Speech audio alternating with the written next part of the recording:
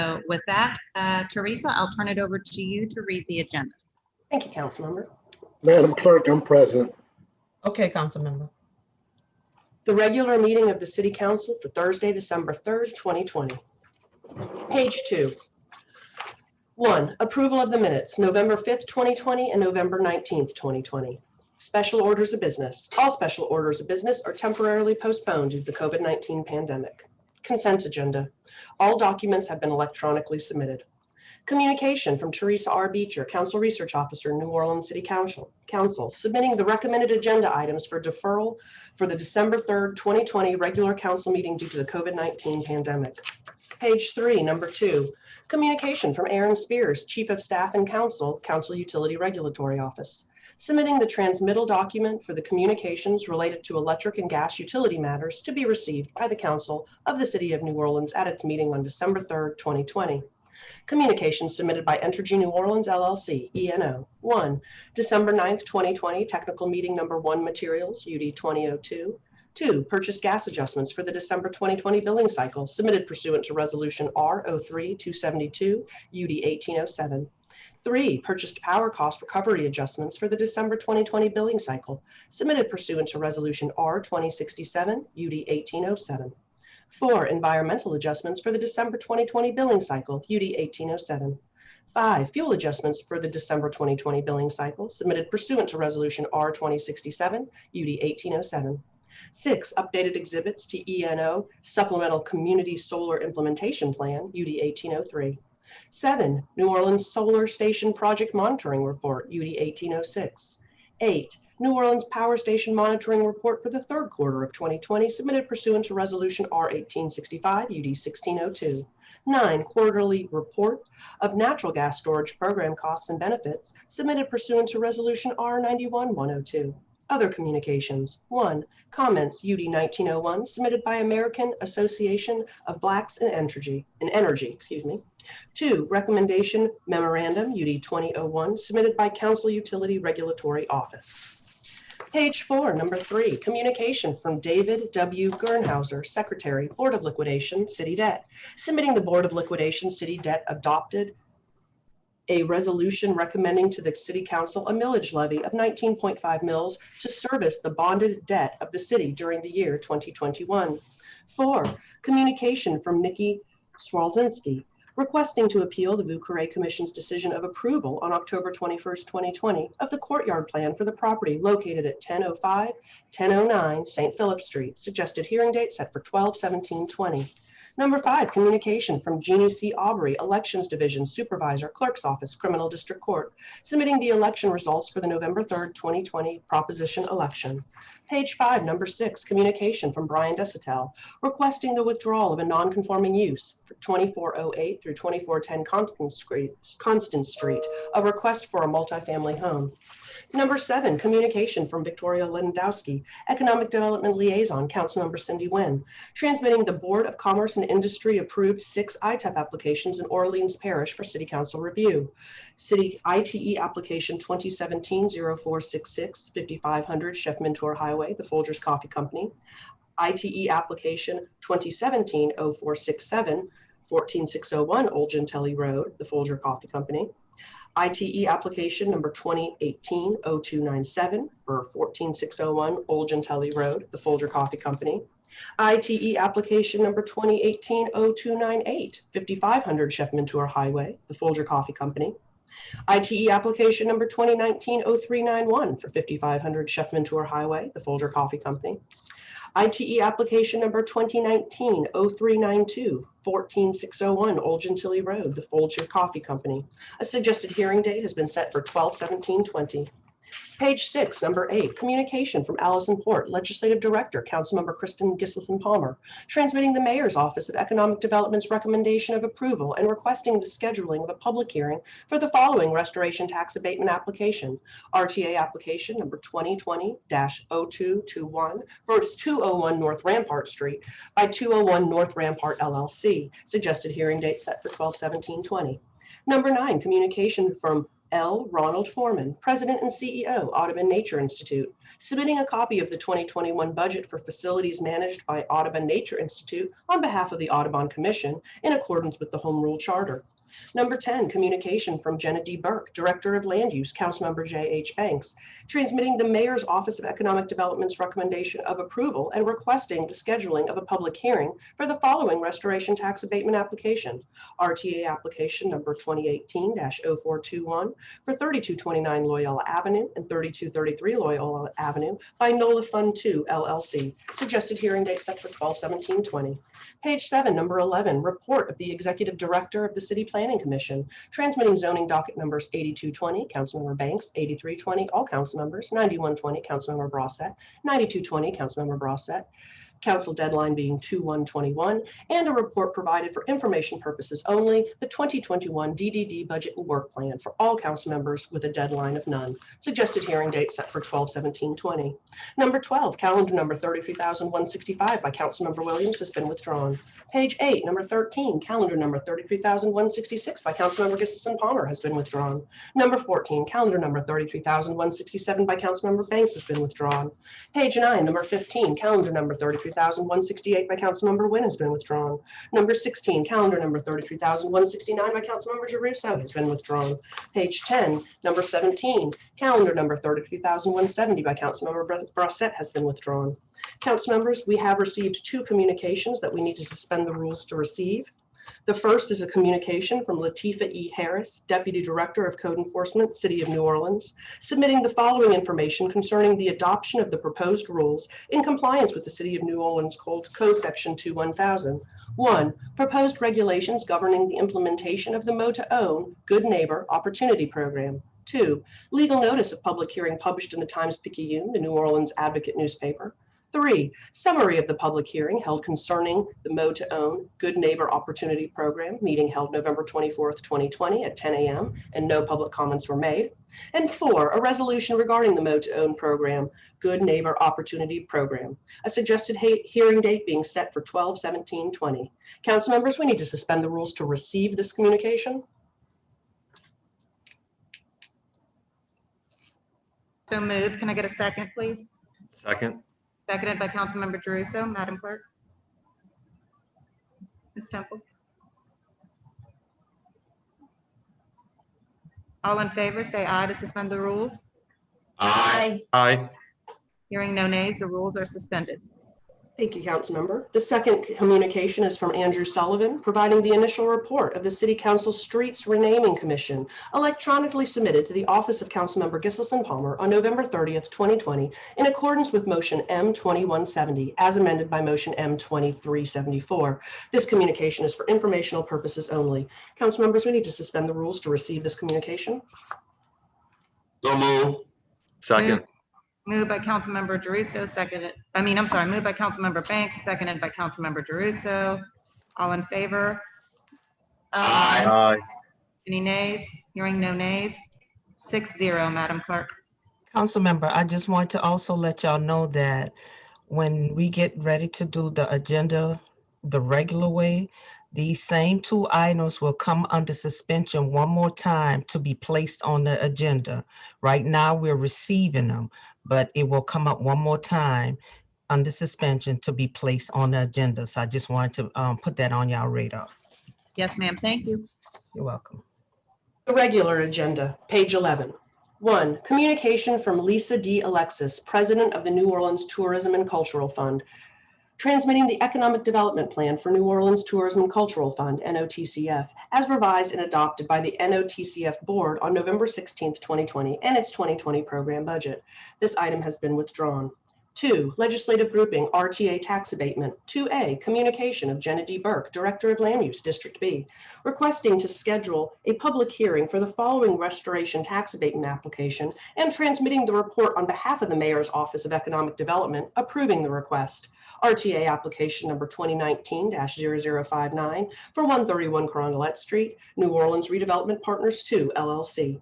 2B, resolution number R2414 by Councilmember Banks, a resolution approving participation of municipal address 131 Carondelet Street, owned by New Orleans Redevelopment Partners 2 LLC, as identified by the State Board of Commerce and Industry application number RTA number 2019-0059. Page 12, number 3, legislative grouping RTA abatement. 3A, communication of Jenna D. Burke, Director of Land Use, District B, requesting to schedule a public hearing for the following restoration tax abatement application and transmitting the report on behalf of the Mayor's Office of Economic Development approving the request. RTA application number 2019-0418, 1315 Gravier Street, 1315 Gravier Owner, LLC. 3B, resolution number R2419 by Councilmember Banks, a resolution approving participation of municipal address 1315 Gravier Street, owned by 1315 Gravier Owner, LLC, as identified by the State Board of Commerce and Industry application number RTA number 2019-0418. Page 13, number 4, legislative grouping RTA tax abatement. 4A, communication from Allison Port, Legislative Director, District C, requesting to schedule a public hearing for the following restoration tax abatement application and transmitting the report on behalf of the Mayor's Office of Economic Development approving the request. RTA application number 2018-0126 for 226 Decatur Street, 226 Decatur, LLC. 4B, resolution R2417 by Councilmember Kristin Palmer, a resolution approving participation of municipal address 226 Decatur Street, owned by 226 Decatur LLC, as identified by the State Board of Commerce and Industry application number RTA number 2018-0126. Page 14, number 5, legislative grouping RTA tax abatement. 5A, communication from Allison Port, Legislative Director, District C, requesting to schedule a public hearing for the following restoration tax abatement application and transmitting the report on behalf of the Mayor's Office of Economic Development approving the request. RTA application number 2018-0067, 1543 North Robertson Street, CNI Development, LLC. 5B, resolution number R2418 by Councilmember Kristin Palmer, a resolution approving participation of municipal address 1543 North Robertson Street, owned by CNI Development, LLC, as identified by the State Board of Commerce and Industry application number RTA number 2018-0067.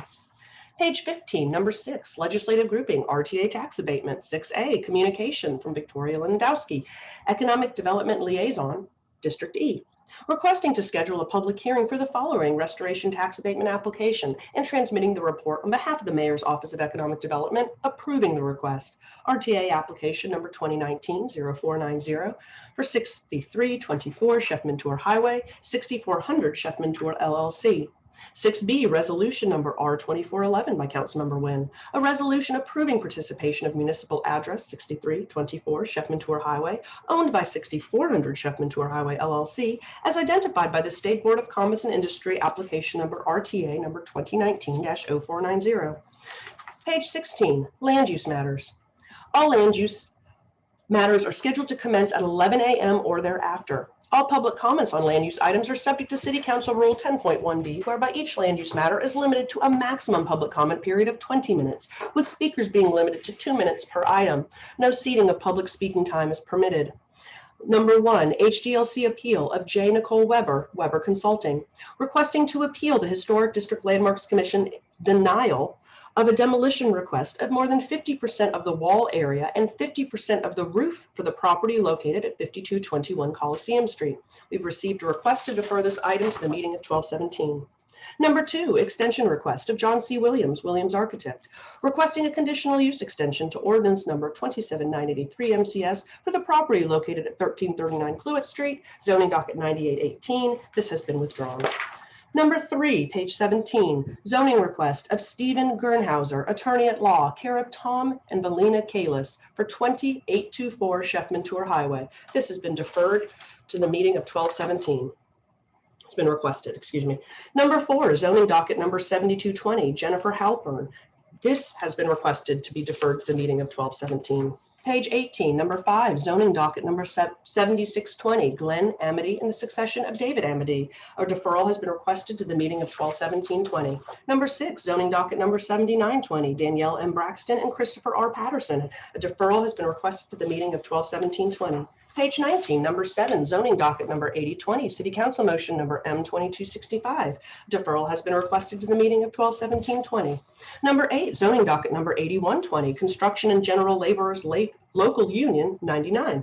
Deferral has been requested to the meeting of 12/17/20. Page 20, number 9, zoning docket number 8420, New Orleans Development Fund 2 LLC. Deferral has been requested to the meeting of 12/17/20. Number 10, zoning docket number 8520, Ralph Perry IV and Crystal Barnes. A deferral has been requested to the meeting of 12/17/20.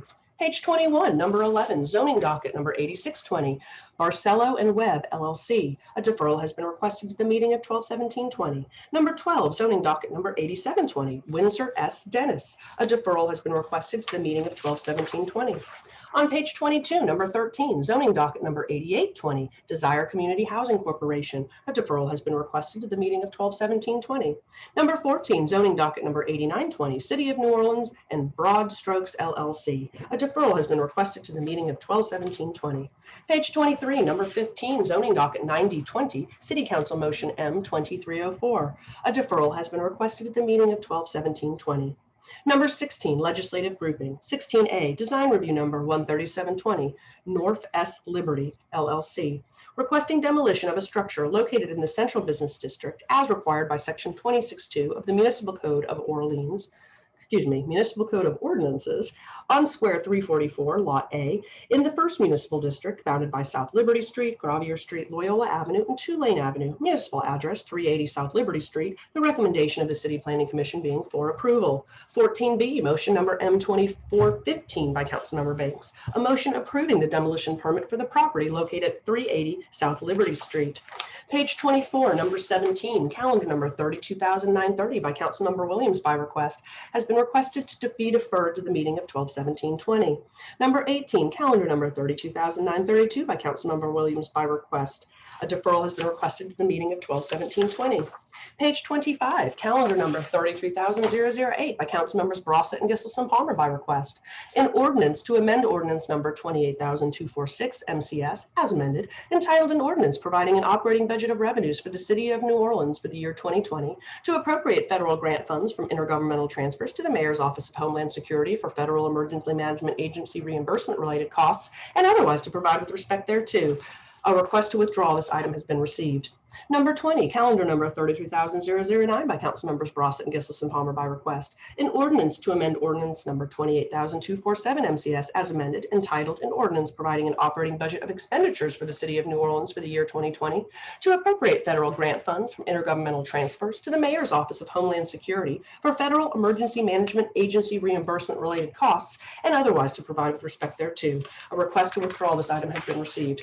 Page 26, number 21, legislative grouping, 21A, calendar number 33,018 by Councilmember Williams, and 21B, amendment to ordinance number 33,018 by Councilmember Williams, has been requested to be deferred to the meeting of 12/17/20.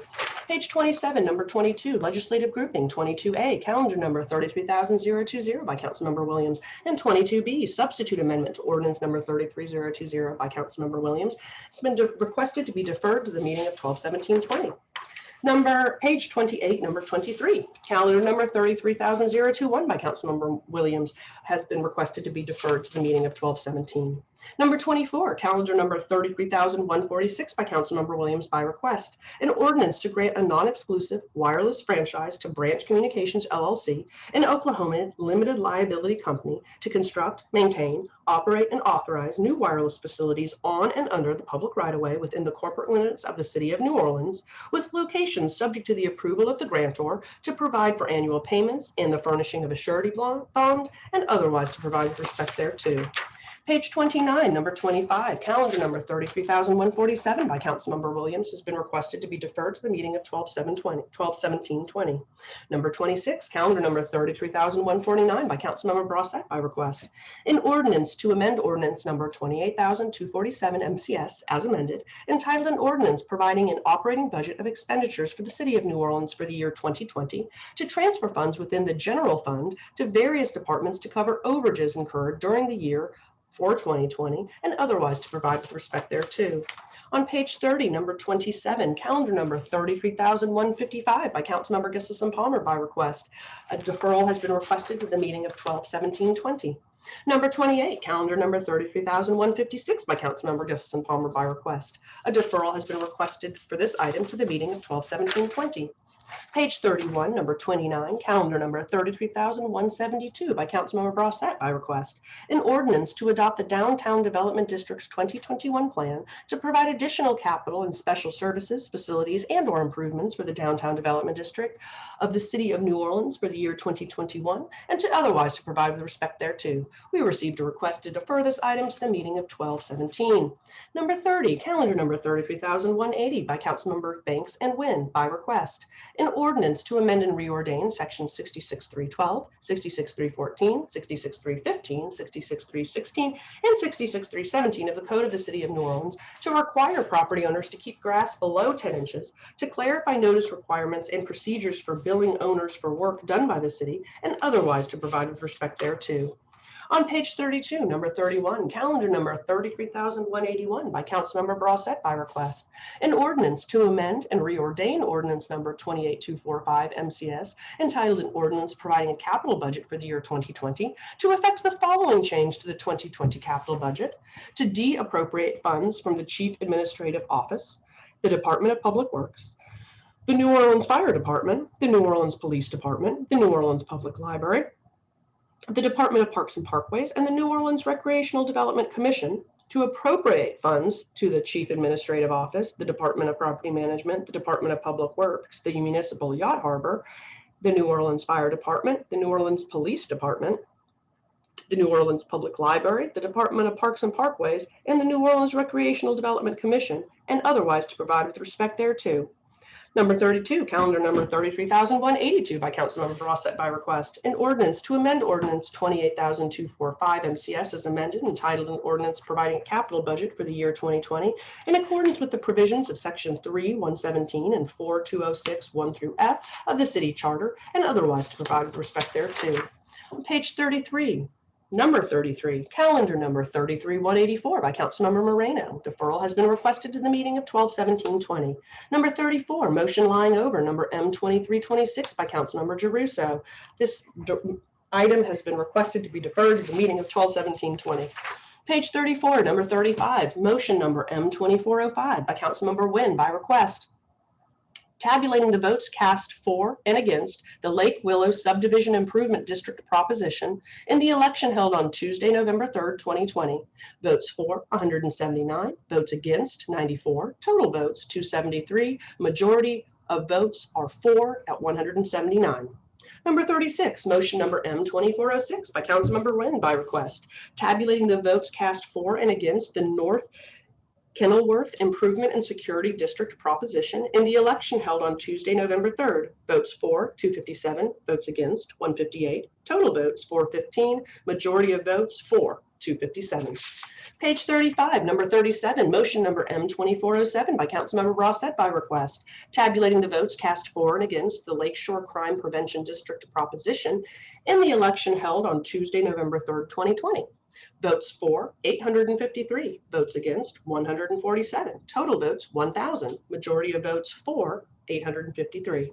Number 38, motion number M2408 by Councilmembers Giarrusso, Brossett, and Banks. Tabulating the votes for and against the Lake Vista Crime Prevention District proposition in the election held on Tuesday, November 3rd, 2020. Votes for 1,054, votes against 215, total votes 1,269, majority of votes for 1,054. Page 36, number 39, motion number M2409 by Councilmember Banks by request. Tabulating the votes cast for and against the Broadmoor Neighborhood Improvement District proposition in the election held on Tuesday, November 3rd, 2020. Votes for 2,218, votes against 928, total votes 3,146, majority of votes for 2,218.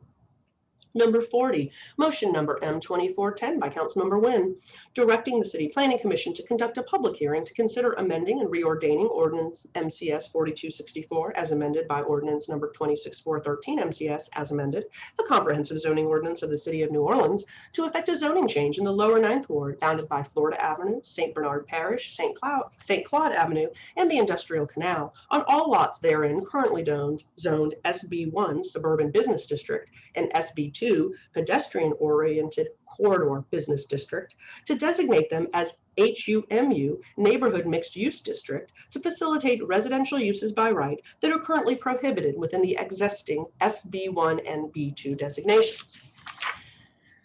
Page 37, number 41, resolution number R2412 by Councilmember Giarrusso by request. A resolution approving the issuance of not exceeding $200 million of City of New Orleans water revenue refunding bonds.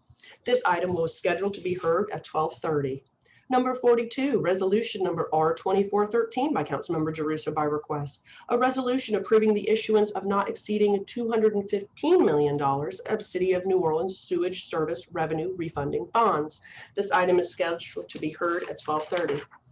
Number 43, motion number M2416 by Councilmember Banks, directing the City Planning Commission to conduct a public hearing to consider amendments to ordinance number MCS 4264, amended by ordinance number 26413 MCS as amended, the comprehensive zoning ordinance of the City of New Orleans, to consider creating a definition and/or use standards for shooting range or shooting gallery, to consider the addition of such to the use tables in appropriate districts, to establish site design standards, and to make recommendations for any other amendments deemed necessary.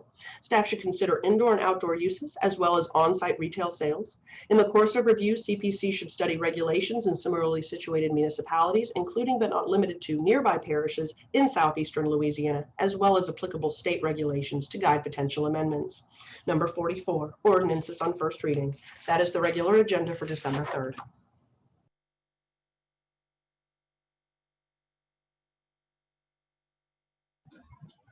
Thank you very much, Teresa. Appreciate it.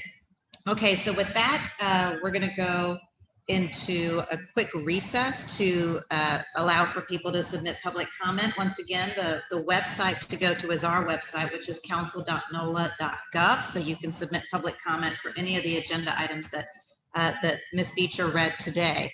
How long do I need to go into public comment? Are we doing 30 minutes? We will do Mr. 30 Swenson? minutes. 30 minutes? So I will make a motion to take us into recess for 30 minutes. Can I get a second? Second. I believe that was Councilmember Banks with the second. And all in favor? Aye. Aye. Aye. Hearing no nays, 6-0. And we'll be back in 30 minutes.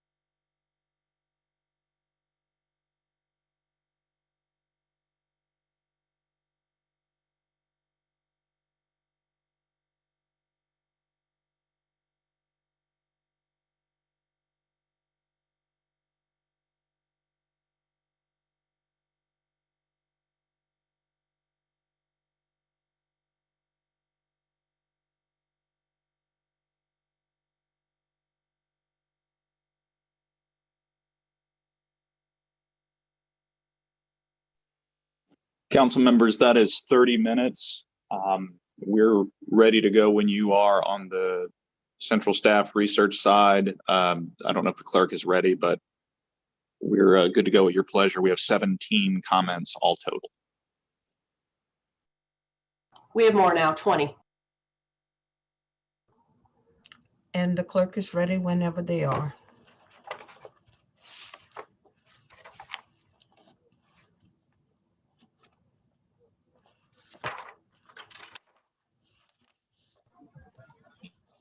Okay, Madam Clerk, if you want to call us back into order, please. Councilmember Nguyen, Present. Councilmember Brossett, Present. Councilmember Williams, Councilmember Moreno, Here. Councilmember Kristin Palmer, Present. Councilmember Banks, Present. Councilmember Jeruso. Present. We have 6 members. We have a quorum. We have approval of the minutes, November 5th, 2020 and November 19th, 2020. We need to approve the minutes. So moved. Can I get a second? Second. Seconded by Councilmember Nguyen. Councilmember Nguyen, Yay. Councilmember Brossett, Yay. Councilmember Williams, Councilmember Moreno, Yay. Councilmember Kristin Palmer, Yay. Councilmember Banks, Yay. Councilmember Jeruso. Yay. We have 6 yeas, no nays. The minutes are approved. We have special orders of business. All special orders are temporarily postponed due to the COVID-19 pandemic. Consent agenda. We have a communication from Teresa R. Beecher, Council Research Officer, New Orleans City Council. This should be marked received. On top of page 3, we have a communication from Aaron Spears, Chief of Staff and Council Utilities Regulatory Office. This should be marked received. On top of page 4, we have a communication from David W. Gernhauser, Secretary, Board of Liquidation, City Debt. This should be marked received. We have a communication from Nikki Zawinski, 1005 through 1009 St. Philip Street. This should be marked received. Suggested hearing date is December the 17th. We have a communication from Janine C. Aubrey, Elections Division Supervisor, Clerk's Office, Criminal District Court. This should be marked received. On top of page 5, we have a communication from Brian Destel, 2408 through 2410 Constance Street. This should be marked received. We have a communication from Victoria Lewinsky,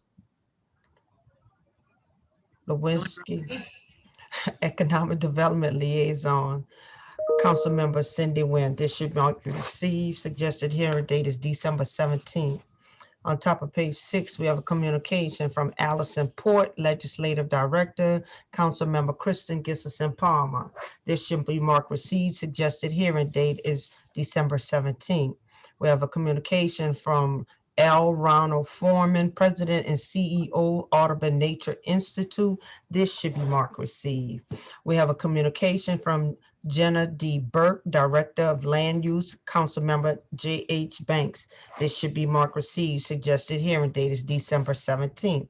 On top of page 7, we have the report of the Executive Director of the City Planning Commission. This should be marked received. Suggested hearing date is December 17th. We have ordinance calendar number 33,165. This is being withdrawn. On top of page 8, all matters. Ordinance calendar number 33,166 has been withdrawn. So ordered. Ordinance calendar number 33,167 has been withdrawn. So ordered. On top of page 9, all matters. Ordinance calendar number 33,168 has been withdrawn. So ordered. Ordinance calendar number 33,169 has been withdrawn. So ordered. We're on top of page 10. Ordinance calendar number 33,170 by Councilmember Brossett has been withdrawn. So ordered. Those are all the matters on the consent agenda.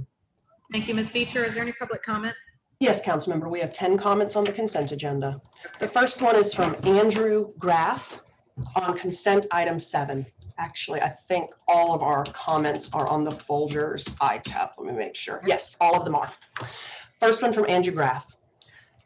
At a time when the city budget is a fraction of what it usually is, offering ITEP exemptions to large corporations, particularly one the size of Folgers, seems wrong-headed, and I'm sure the citizens will come to bear the brunt of this corporate welfare, whether through property tax increases, reduction in city services, or other, quote, creative tax solutions that disproportionately and adversely affect New Orleanians at the expense of corporate interests.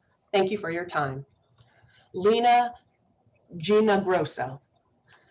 I am urging a vote against the proposed tax exemptions for corporations being discussed in consent item 7. The city has taken a hard enough financial hit due to the effects of COVID-19 and is not in the position to be approving corporate welfare in the form of tax exemptions to corporations when it is so in need of funds that it is furloughing essential personnel. Further, these exemptions prioritize corporations over individuals by permitting tax relief that the city would never think to provide to individual residents of New Orleans, and thereby results in direct harm to the citizenry by limiting the funds available for education and necessary infrastructure.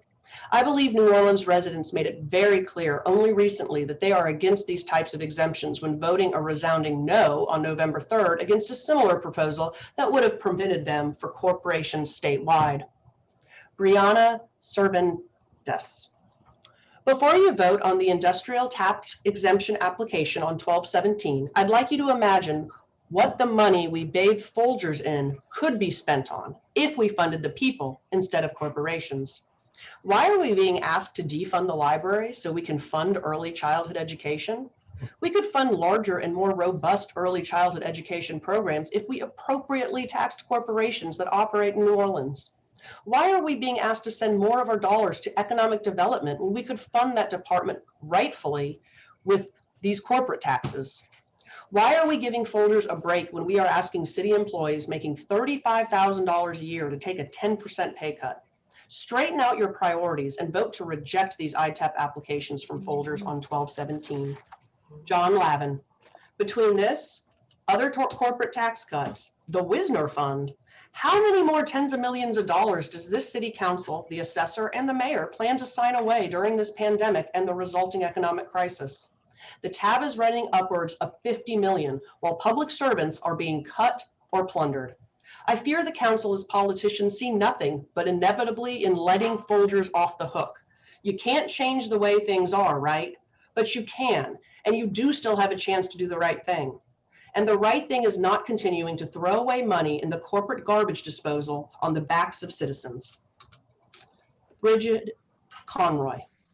To the members of the City Council, please consider voting no on the Folgers corporate tax breaks. Our city is in the middle of an unprecedented social and economic downturn, and at this moment, it does not feel like the council is doing enough to advocate for the people who have been most impacted by it. We need public services like unemployment relief, affordable housing, universal healthcare solutions. Furthermore, city employees are being faced by a furlough throughout next year. Why are you considering approving a multi-million-dollar tax break for a corporation when our city hall is clearly in a financial crisis? That money is desperately needed to keep the city running, as well as for services that will protect the most vulnerable people from the effects of the pandemic. A vote yes on this tax break is not only irresponsible and a failure to hold a corporation accountable to what it owes New Orleans, it feels like a slap in the face to those of us who are still waiting for the city to take action on our behalf. Vote no to the Folgers corporate tax break. Thank you for your time and your consideration. Noah Tapper. I hope y'all are not giving millions away in tax breaks away to a multinational company while everyday departments in the city are being defunded.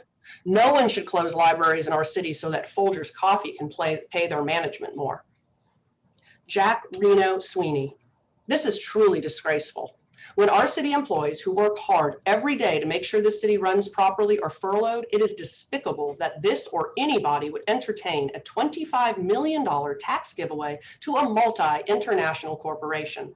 The people of New Orleans have carried the burden of taxation, austerity, and decreased services far too long because of programs like this that enrich the wealthy at the expense of working New Orleanian families. Reject Folgers' exemption to demonstrate that you stand with the people, not Folgers' profit margins. Grace Treffinger. While our city faces major budget cuts affecting the workplace during a global pandemic and economic crisis, as well as our libraries, this committee is deciding whether or not to give Folgers $162 million property tax exemption through 2029 under the industrial tax exempt program. I implore this committee to consider the lives of working people of New Orleans over the bottom lines of corporations. To approve this tax exemption would be egregious behavior on the part of elected officials who are tasked with representing the people, not corporations. As someone born and raised in New Orleanians, I ask that you vote no on this item. We can do much better to undo the corruption that is currently lives in Louisiana politics. Nicole Strobel. I strongly oppose approving any of the ITEP applications for Folgers. ITEP isn't a reward for continued jobs. They already started their construction project, which means they didn't need help or incentive doing it. Job creation would only be 4 or 5 jobs, which isn't worth all these tax exemptions. We have firefighters on furlough, other city staff on furlough, thousands of folks still out of work. The mayor and the council are trying to slash the library budget. Our city needs these tax dollars. We can't afford to exempt Folgers and big corporations. Rye Buffonti. It is unthinkable that the council would exempt Folgers Coffee from $162 million in property taxes under ITEP, while at the same time cutting millions from library funding. I implore this committee to vote no on this item. We all need to pay our fair share, especially during a pandemic. Those are all the comments on the consent agenda. Thank you, Ms. Beecher. I'm going to make a few comments real quick on the item that you received all the public comments on, that we received all the public comments on, which is item 7. It's the communication over we call them ITEPs, but it's over the industrial tax exemptions. It's part of the industrial tax exemption program that the state created. So what's on the consent agenda is just a communication. It is a communication that we are in receipt of the request from Folgers for their 6 applications for the property tax exemptions that they have submitted. Now, let me just give a little background on what's happening here so that everyone understands. Now, some of these applications are for retroactive tax exemptions that would go back several years. The total of the applications for the past due taxes would be roughly $11 million. And then moving forward with the exemptions, it would be roughly $13 to $14 million over the next 10 years. So as you know, we all recall, and I know that the public has followed this as well, that in 2018, the council actually created special rules to consider these ITEP exemptions so that we know that there is a true benefit offered to the city, such as job creation, in return for the exemption. Now, the council rules call for there to be an initial review by the ITE Review Committee, which is made up of representatives from different city agencies, including the Office of Supplier Diversity, the CAO's office, Economic Development Office, the Treasurer, and also Workforce Development. So yesterday, here's what happened. The review committee met and voted against 2 of the Folgers applications and then approved 4 of them. But the 4 that were approved because these projects date so far back that they actually predate our rules that we created in 2018. If the rules were to apply to the older applications, they don't even come close to meeting our guidelines.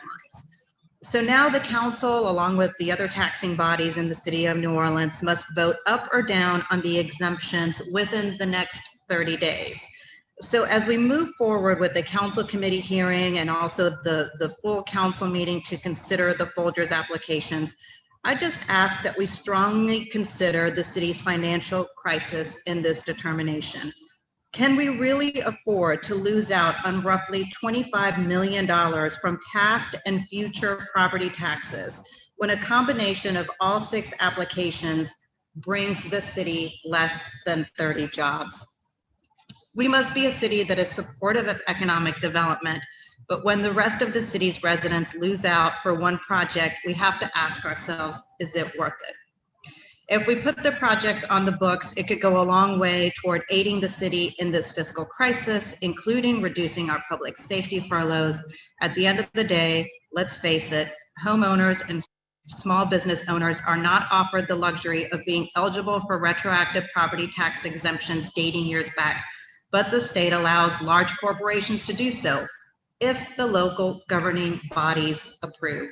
So I look forward to the deliberations that will come over this very important matter, but I wanted the public to be aware that what is on the consent agenda today is just a communication that these applications have been received by the council for future consideration. Thank you. All right, seeing no other comments, can I get a motion to approve the consent agenda? So moved. So moved by Councilmember Jeruso. Can I get a second, please? Second.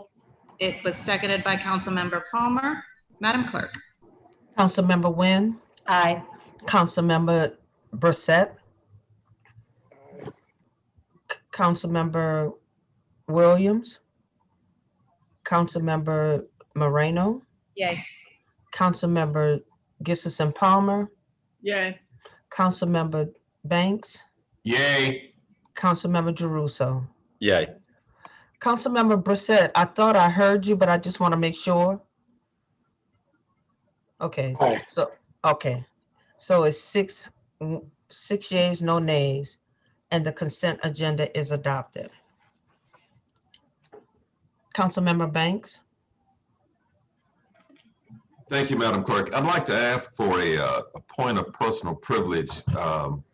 If you colleagues would indulge me just momentarily for something that's very important. We have a proclamation. Madam Clerk, if you would please read the proclamation and just have brief comments. Proclamation, the Council of the City of New Orleans, City Hall, December 3rd, 2020. Whereas HIV continues to be a vital public health concern in the City of New Orleans with every gender, identity, sex, race, and ethnicity, and at every income level. And whereas people living with HIV must be informed of U equal U, undetectable equals untransmittable, and total sexual health information, which promotes a positive and respectful approach to sexuality and sexual relationships, as well as the possibility of having pleasurable and safe sexual experience free of coercion, discrimination, and violence. And whereas to end the HIV epidemic, we must prioritize leadership and development of people living with HIV in decisions that impact their health and well-being, as well as advance a pipeline for the next generation of HIV health providers, advocates, educators, researchers, and other professionals. And whereas universal access to effective treatment and the broadening of prevention ideas and tools will reduce HIV and inform all that ending the HIV epidemic is reachable. Now, therefore, at the request of Councilmember J.H. Banks, the New Orleans City Council recognizes the 7th annual NOLA HIV Awareness Week, November 30th through December 6, 2020, as community-wide collaborative efforts continue to address the HIV epidemic by showing support for people living with HIV, endorsing the latest science about U equal U, undetectable equals untransmittable, and striving to ending the HIV epidemic. And it is signed by all 7 council members. Thank you, Madam Clerk. Colleagues, I appreciate you all agreeing to sign this. We all have justifiably so been focused on the COVID-19 pandemic, but we cannot lose sight of another very serious pandemic that not only affects this community, but still affects the world. HIV has not gone away. And we should all be very intentional of remembering that it is still there, and we need to do all we can do to make people or to remind people that it is still out there and they need to be doing what they need to do to keep themselves safe.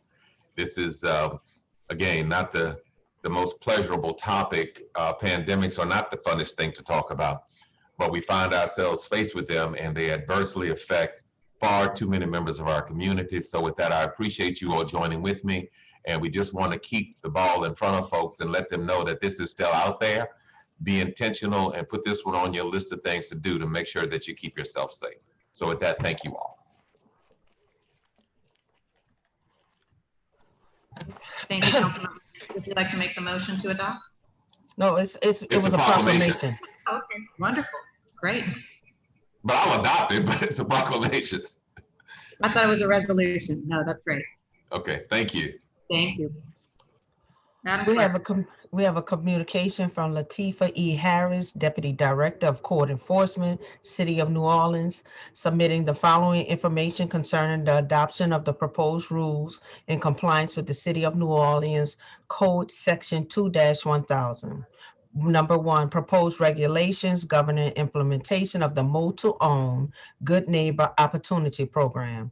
Number two, legal notice of public hearing published in the Times-Picayune, the New Orleans Advocate newspaper. Number three, the summary of the public hearing held concerning the Mode to Own Good Neighbor Opportunity Program, meeting held November 24, 2020, 10 a.m. No public comments were made. Number four, resolution regarding the Mode to Own Good Neighbor Opportunity Program. We need to suspend the rules to receive this communication, and the hearing date will be set for December the 17th. So moved. Can I get a second? Second. Seconded by Councilmember Nguyen. Madam Clerk. Councilmember Nguyen, Yay. Councilmember Brossett, Yay. Councilmember Moreno, Yay. Councilmember Williams, Councilmember Kristin Palmer, Yay. Councilmember Banks, Yay. Councilmember Jeruso. Yay. We have 6 yeas, no nays, and the communication is being received and placed on the agenda. We have a communication from Andrew Sullivan providing the initial report of the City Council Streets Renaming Commission electronically submitted to the office of Councilmember Kristin Palmer on November 30th, 2020, in accordance with M-20-170 as amended by M-20-374 for informational purposes only. We need to receive this, we need to suspend the rules to receive this communication and place it on the agenda. So moved. Can I get a second? Second. Seconded by Councilmember Brossett. Madam Clerk. Councilmember Nguyen, Yay. Councilmember Brossett, Yay. Councilmember Williams, Councilmember Moreno, Yay. Councilmember Kristin Palmer, Yay. Councilmember Banks, Yay. Councilmember Jeruso. Yay. We have 6 yeas, no nays, and the report is being placed on the agenda. We're now going to go to page 20, top of page 11. We have a communication from Lisa D. Alexis. This is being withdrawn. So ordered. We have the legislative grouping, RTA tax abatement, a communication from Jenna D. Burke, Director of Land Use District B, requesting to scheduling a public hearing for the following restoration tax abatement application and transmitting the report on behalf of the Mayor's Office of Economic Development, approving the request. 2019 through 0059, 131 Carondelet Street, New Orleans Redevelopment Partners 2, LLC. We have resolution R-20-414 by Councilmember Banks, a resolution approving participation of municipal address 131 Carondelet Street, owned by New Orleans Redevelopment Partners 2, LLC, as identified by the State Board of Commerce and Industry application number RTA 2019-0059. Councilmember Banks. I'm sorry, Madam Clerk, it was, where are we? I apologize. We're on the bottom of page 11, your resolution R-2414, your RTA 131 Carondelet Street. Yes, ma'am. I'll move for adoption, please. Can I get a second? Second. Thank you, Councilmember Brossett. This is a 7-room boutique hotel in probably not the most pristine block of the CBD, and they have been very intentional in making sure they meet the requirements. So with that, I would ask you all to support this and to approve this. Madam Clerk, can we get a roll call? Teresa, do we have any comments? Yes, we do. We have one comment from Emily Hodnett. Thank you, Councilmember Banks and the rest of the council for your time and efforts on this matter. North Companies looks forward to bringing this blighted historic property back to life. We are excited to see this building help revitalize the 100 block of Carondelet in the CBD and also provide a boutique hotel option for visitors traveling to New Orleans. That's the only comment. Councilmember Wynn, Yay. Councilmember Brossett, Yes. Councilmember Williams, Councilmember Moreno, Yay. Councilmember Gissison Palmer, Yay. Councilmember Banks, Yay. Councilmember Jeruso. Yay. 6 yeas, no nays. Resolution R2414 has been adopted. We're now on top of page 12. We have a legislative grouping, a RTA tax abatement, communication of Jenna D. Burke, Director of Land Use District B, requesting to scheduling a public hearing for the following restoration tax abatement application and transmitting the report on behalf of the Mayor's Office of Economic Development, approving the request. The RTA application 2019-0418, 1315 Gravier Street, 1315 Gravier Owner LLC. We have resolution R2419 by Councilmember Banks, a resolution approving participation of municipal address 1315 Gravier Street owned by 1315 Gravier Owner LLC as identified by the State Board of Commerce and Industry, application number RTA 2019 through 0418. Thank you, Madam Clerk. Mhm. I move for approval of the resolution. Can I get a second? Second. All right, this one is for the Warwick Hotel, folks, that's right across the street in Duncan Plaza. That has been a not pristine project for a very long time, and they're hoping to open in midsummer of 2021. And they have met the necessary requirements, so I would ask you all to please support this. Madam Clerk, can you get a roll call? Teresa, comment? Yes, ma'am. We have one from Emily Hodnett. Thank you, Councilmember Banks, Jenna Burke, and the rest of the council for your time and effort on this item as well. North Companies is humbled to be part of the team helping Tulane University grow their downtown medical campus. With construction well underway, the building is on track to have students, professors, and residents occupying the building by the end of summer 2021. That's the only comment. Councilmember Wynn, Yay. Councilmember Brossett, Yes. Councilmember Williams, Councilmember Moreno, Yay. Councilmember Gissison Palmer, Yay. Councilmember Banks, Yay. Councilmember Jeruso. Yay. We have 6 yeas, no nays. Resolution R2419 is adopted. We're now on top of page 13.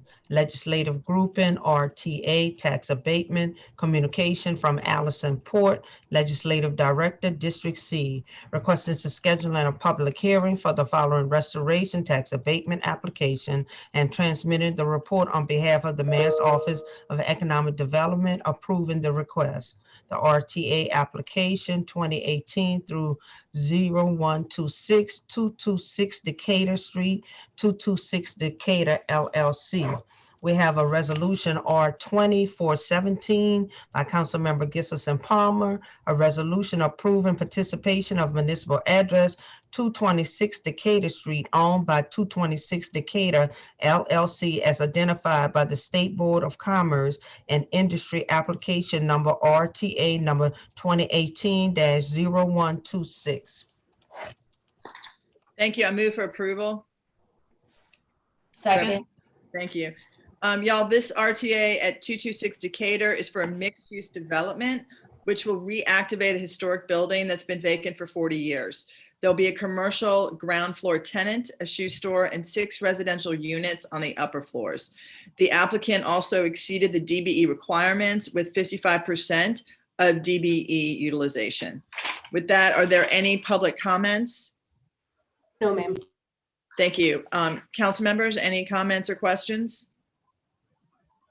Great. Then can we please proceed for a vote, Ms. Johnson? Councilmember Wynn, yay, Councilmember Brossett, Yay. Councilmember Williams, Councilmember Moreno. Yay. Councilmember Gissison Palmer, Yay. Councilmember Banks, Yay. Councilmember Jeruso. Yay. 6 yeas, no nays. Resolution R 2417 has been adopted. We're on top of page 14, a legislative group and RTA tax abatement. A communication from Allison Port, Legislative Director, District C, requested to schedule in a public hearing for the following restoration tax abatement application and transmitting the report on behalf of the Mayor's Office of Economic Development, approving the request for 2018-0067, 1543 North Robinson Street, CNI Development, LLC.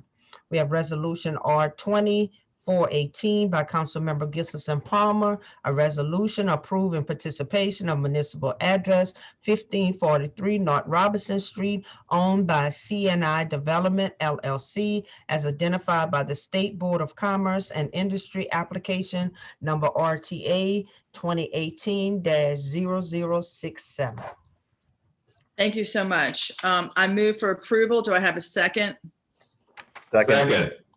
Thank you, Councilmember Jeruso. Y'all, I'm just gonna state on the outset that I'm really excited about this little house. I actually fixed up this house in my 20s for a lovely widow that used to live here, and she had since passed.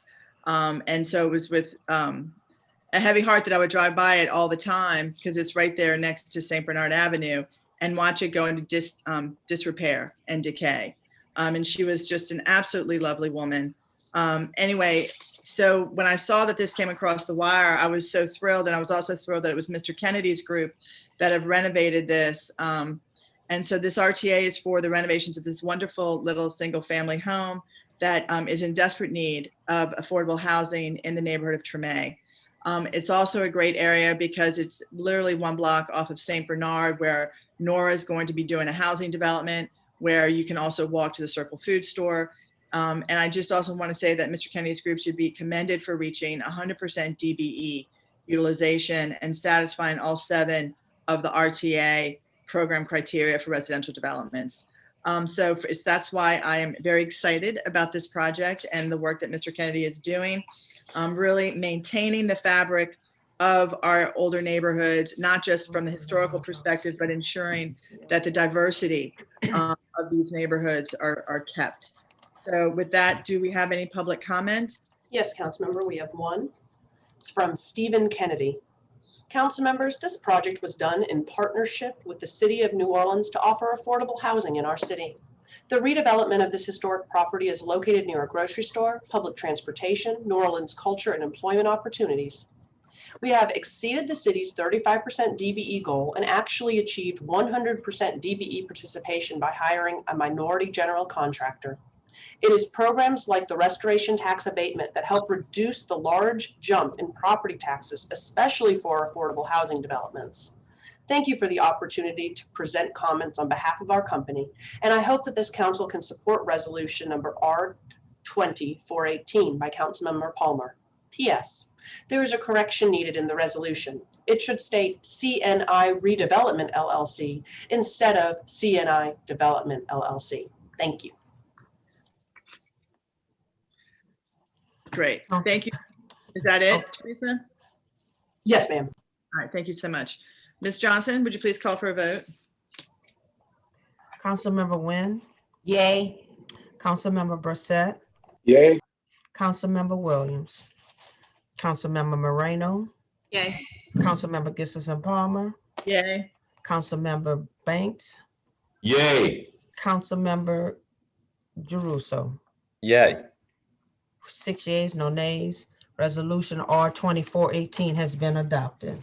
We're now on top of page 15, a legislative group and RTA tax abatement communication from Victoria Lewandowski, Economic Development Liaison, District E, requesting to schedule a public hearing for the following restoration tax abatement application and transmitting the report on behalf of the Mayor's Office of Economic Development, approving the request 2019-0490, 6324 Sheffman Tour Highway, 6400 Sheffman Tour LLC.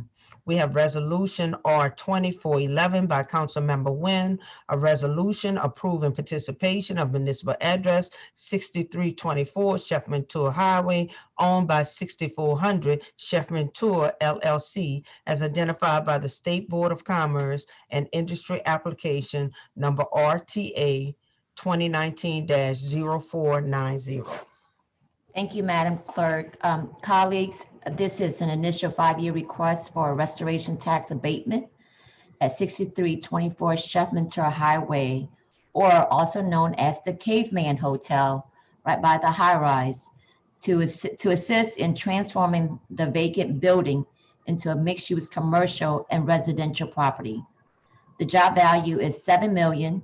It will create 100 construction jobs and 36 permanent jobs, as well as raise the quality of life for all residents in the area. We have been anxious to see this project move forward. There is a 40% DBE utilization, just shy of the 35% equity goal for the project, but the Office of Supplier Diversity has confirmed good faith efforts were used to try and reach compliance. I and many others are excited to see this project come to fruition, and it will have long-term impacts of the quality of life and economic developments in District E. So I do ask for your support. So I'd like to move on the approval of Resolution 20-41. Do I have a second? Second. Thank you, Councilman Banks. Teresa, do we have any public comment? No, Councilmember. Thank you, ma'am. Madam Clerk, can you do roll call? Councilmember Nguyen, Yay. Councilmember Brossett, Yay. Councilmember Williams, Councilmember Moreno, Yay. Councilmember Gissison Palmer, Enthusiastically, yay. Councilmember Banks, Yay. Councilmember Jeruso. Yay. We have 6 yeas, no nays. Resolution R 2411 has been adopted. We're now on top of page 16. We have land use matters. All land use are scheduled to commence at 11 a.m. or thereafter. All public comments on land use items are subject to City Council Rule 10.1B, whereby each land use matter is limited to a maximum public comment period of 20 minutes, with speakers being limited to 2 minutes per item. No ceding of public speaking time is permitted. We have the HDLC appeal of 5221 Coliseum Street. This has been deferred to December 17th. We have at the bottom of the page extension request of John C. Williams, William Architects. This has been withdrawn. So ordered. We're now on top of page 17. We have the zoning request of 2824 Sheffman Tour Highway has been deferred to December 17th. We have zoning docket 7220 has been deferred to December 17th. On top of page 18, all matters, zoning docket 7620 has been deferred to December 17th. Zoning docket 7920 has been deferred to December 17th. We're on top of page 19. Zoning docket 8020 has been deferred to December 17th. Zoning docket 8120 has been deferred to December 17th. We're on top of page 20. All matters.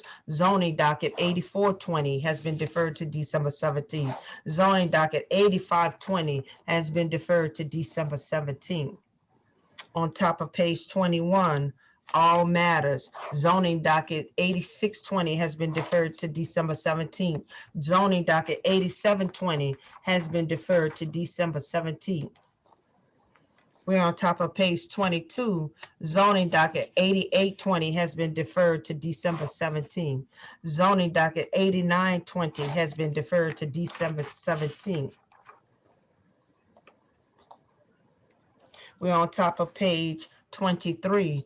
Zoning docket 9020 has been deferred to December 17th. We have legislative grouping design review 13720 North S Liberty LLC requesting demolition of a structure located in the Central Business District as required by section 26-2 of the Municipal Code of Ordinances on square 344 lot A in the First Municipal District bounded by South Liberty Street, Gravier Street, Loyola Avenue, and Tulane Avenue. Municipal address is 380 South Liberty Street. The recommendation of the City Planning Commission being for approval. We have motion M2415 by Councilmember Banks, a motion approving the demolition permit for the property located at 380 South Liberty Street.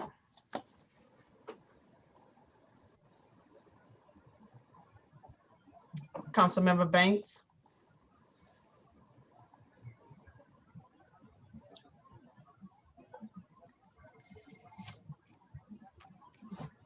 I'm sorry, Madam Clerk, we're trying to put out multiple fires here. Where are we? We're on page 23, motion M2415. Okay, y'all bear with me 1 second. Page 23. Yes, ma'am. I'll move for approval. Can I get a second? Second. All right, thank you, Council Vice President. This is a demolition for the building next to the Warwick Hotel. We have previously approved the RTA for the Warwick, and I would sincerely appreciate you all supporting this. Can you call the roll, please, Madam Clerk? Teresa, do we have a comment? Yes, ma'am, we do. I think Stephen has to present also, I think. Yeah, I can do this pretty quickly. The Planning Commission is required to make a recommendation on demolition applications in the CBD that are outside of HDLC districts. This is a 1950s mechanical building that has no architectural or urban design significance, and its removal will allow for the site to continue to be redeveloped, so the Planning Commission recommends approval. Thank you, Stephen. Teresa, the public comment? Yes, sir. It is from Emily Hodnett. Thank you to Councilmember Banks, Jenna Burke, and the rest of the council for your time and efforts on this item as well. The demolition of 380 South Liberty, a vacant accessory building abandoned after Katrina, will make way for a principal structure that will better serve the CBD and surrounding community. The only comment. Thank you, ma'am. Madam Clerk? Councilmember Nguyen, Yay. Councilmember Brossett, Yay. Councilmember Williams, Councilmember Moreno, Yay. Councilmember Kristin Palmer, Yay. Councilmember Banks, Yay. Councilmember Jeruso. Yay. We have 6 yeas, no nays. Motion M2415 is being adopted. We're on top of page 24. All matters. Ordinance calendar number 32,930 has been deferred to 12/17. Ordinance calendar number 32,932 has been deferred to 12/17. We're on top of page 25. All matters. Ordinance calendar number 33,008 has been withdrawn. Order. Ordinance calendar number 33,009 has been withdrawn. Order. Councilmember, we have comments for each one of these withdrawn matters. Okay.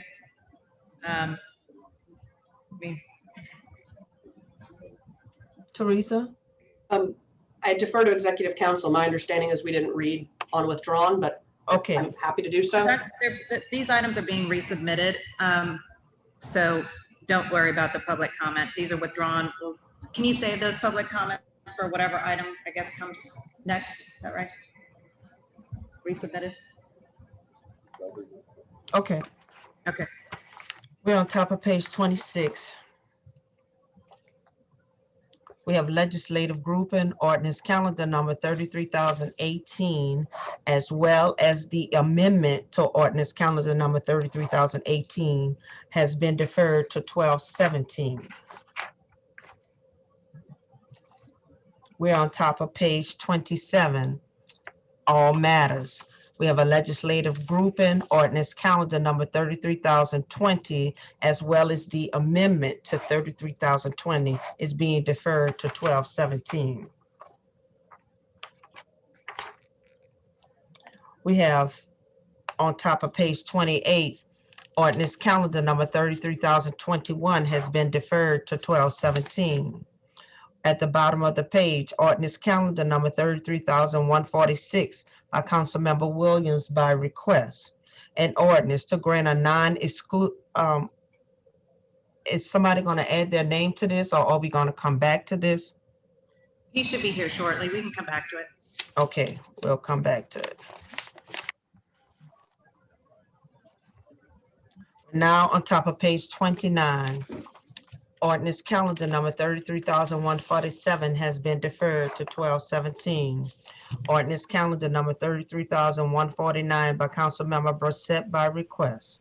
An ordinance to amend ordinance number 28,247 MCS as amended, entitled an ordinance providing an operating budget of expenditures for the city of New Orleans for the year 2020 to transfer funds within the general fund to various departments to cover overages incurred during the year for 2020 and otherwise to provide with respect thereto.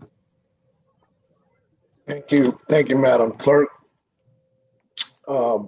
Yes, colleagues, this is a budget ordinance for the operating budget. We have Mr. Lyman on a call from the administration.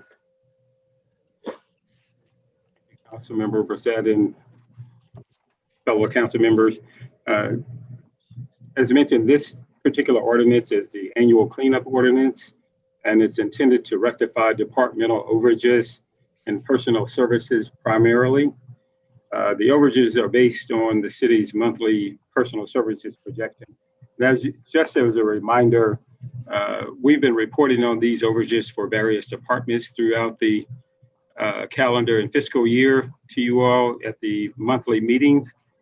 Just to refresh your memories, these are primarily due to overages in, let's say, I'll give you the highlights, primarily the fire department, where they were originally projected to spend about $1.5 million in overtime in 2020 due to losing approximately 25 firefighters during 2019, and they were utilizing additional overtime to combat that during the year.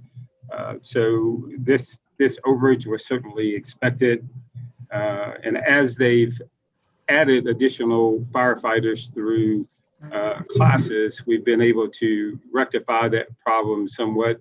And the number didn't grow hasn't grown as much as we expected it to, due to primarily to, well, I won't say primarily to furloughs, but in some part to furloughs and to a larger part due to the additional recruit classes.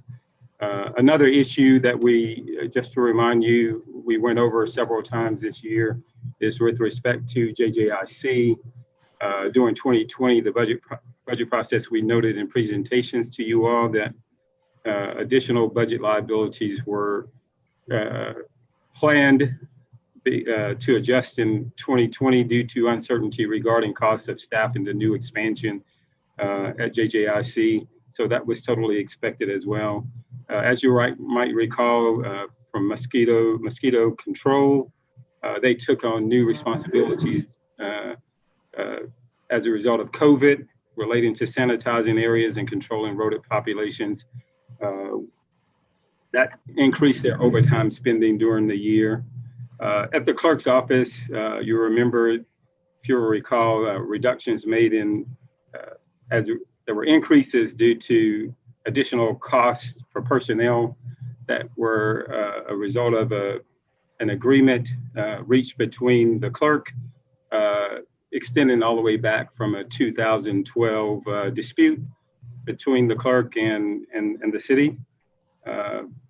So those make up the lion's share, I would say 98% of the adjustments we're having to make due to overages for these entities during the fiscal year. If there are any questions, I'd like to answer those, but again, we've brought these to your attention throughout the year during the budget updates. Okay. Colleagues, are any questions? I would move adoption and ask for a second. Second. Seconded by Councilmember Moreno. Are there any public comments? Yes, Councilmember, we have one from Justin Schmidt noting that he is a paid representative. This would be an easier pill to swallow if the city was enjoying all of the revenues from the Edward Wisner donation for which it is entitled. It's the only comment. Councilmember Wynn, Yay. Councilmember Brossett, Yay. Councilmember Williams, Councilmember Moreno, Yay. Councilmember Kristin Palmer, Yay. Councilmember Banks, Yay. Councilmember Jeruso. Yay. We have 6 yeas, no nays, and ordinance calendar 33,149 has been adopted. We're now on top of page 30, all matters. Ordinance calendar number 33,155 has been withdrawn. Deferred to 12/17. Ordinance calendar number 33,156 has been deferred to 12/17. On top of page 31, ordinance calendar number 33,172 has been deferred to 12/17. Ordinance calendar number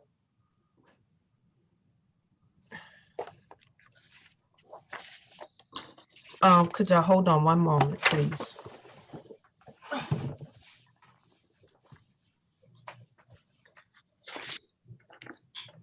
That one that's supposed to have an amendment, you got it?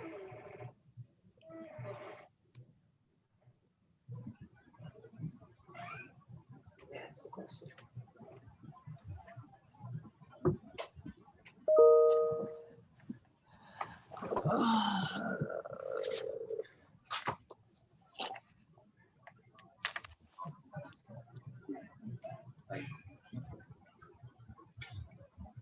Okay,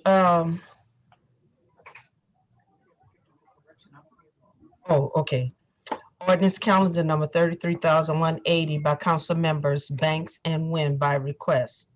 An ordinance amend and reordain section 66-312, 66-314, 66-315, 66-316, and 66-317 of the Code of the City of New Orleans to require property owners to keep grass below 10 inches, to clarify notice requirements and procedures for building owners for work done by the city, and otherwise to provide with respect thereto.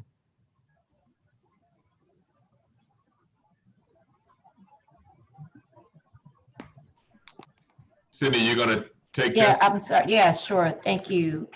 Thank you, Madam Clerk. Well, first of all, colleagues, this is this amendment to Chapter 66 is around lot maintenance, and this is definitely going to help with many of the issues that we've been facing in our district as well as in other areas of the city too. So I want to just thank the administration for creating a new path forward that will allow the city to move quickly resolving quality of life issues throughout our city. So I do look forward to seeing this program in actions. And so Councilman Banks, do you have any comments you wanted to add? Just that quality of life is something that we cannot take lightly. And unfortunately, throughout District B, we do have too many lots that make the neighborhoods less than desirable or not as desirable as it could be. And I look forward to hoping this passes and trying to make our citizens have a easier way to go in dealing with these high lots. Thank you, sir. Teresa, do we have any public comment? Yes, Councilmember, we have one from Nikki Swalzinski. I support this amendment and hope it will be a positive step towards abating vacant lots that have become eyesores. Vacant lots in otherwise well-kept neighborhoods specifically concern me. It only takes one unkept lot in a neighborhood to bring crime and illegal dumping to what ought to be a safe and stable neighborhood where children can play on the sidewalks and lawns and everyone can feel safe in their homes.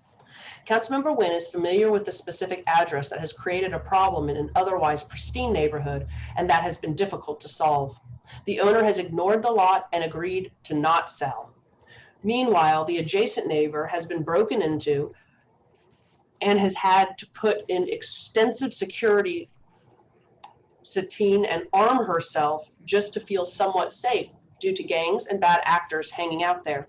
Please vote yes on this amendment. Please look for a way to avoid these trouble spots and return safety to your neighborhoods.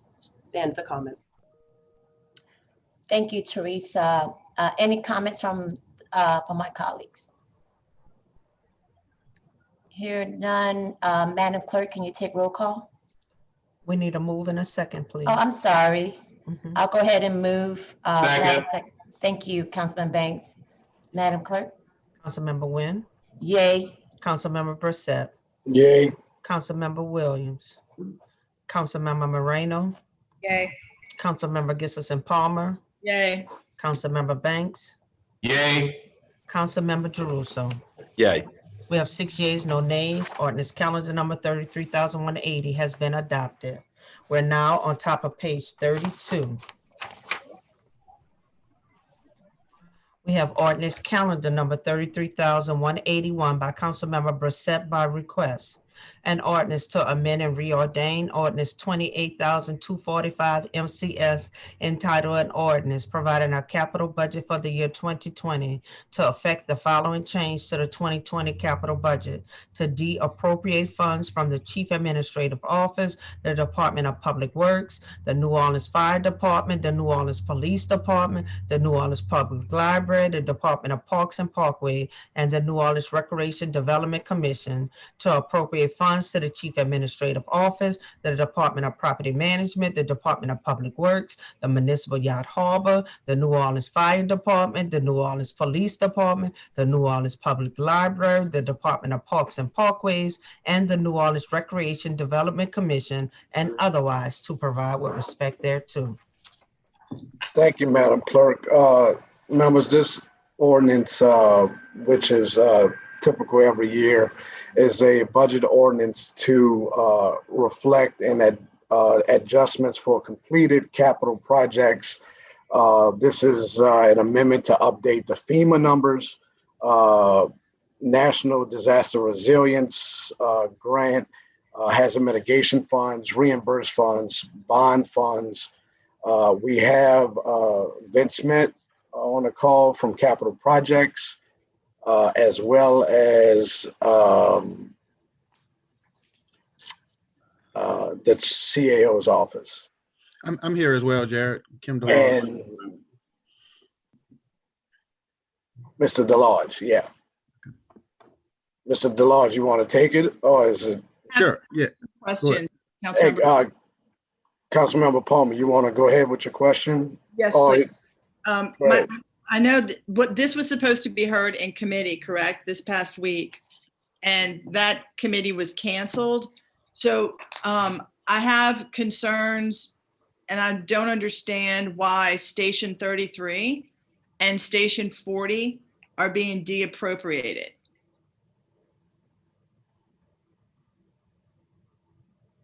Let me look at those lines right quick. That's what it appears like when I read what this was Sure. about.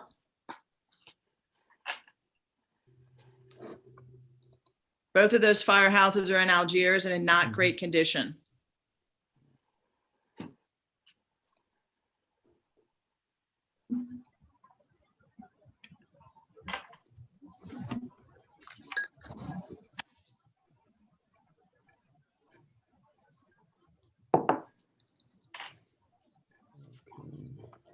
You said the A district 33 and 40, ma'am?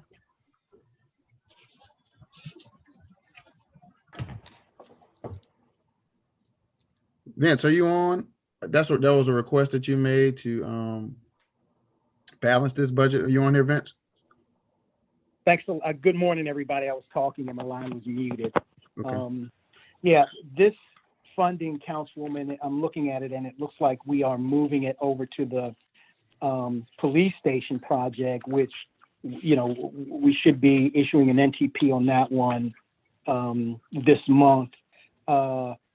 But I think we're doing that because we cleared the sites and we used some of the money from we cleared both sites. and we did it through the police station budget. So we're kind of backstopping that that money.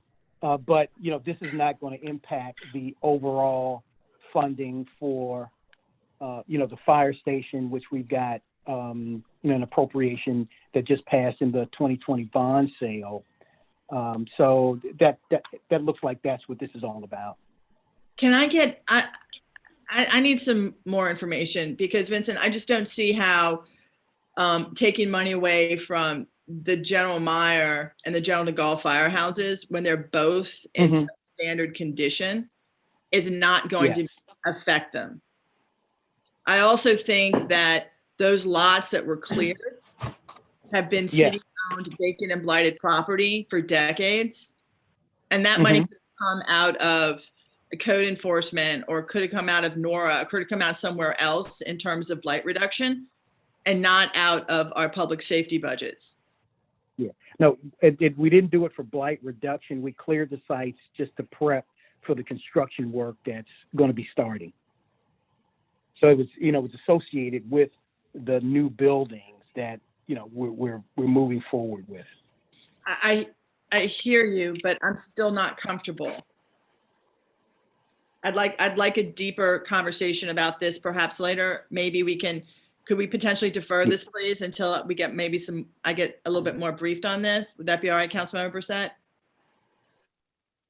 The administration asked that we move forward with this. How about Councilmember Palmer, you meet with capital projects? Yeah, well, why don't we do that after, we can defer this, because obviously if it was that important, we wouldn't have had our budget committee from this week canceled.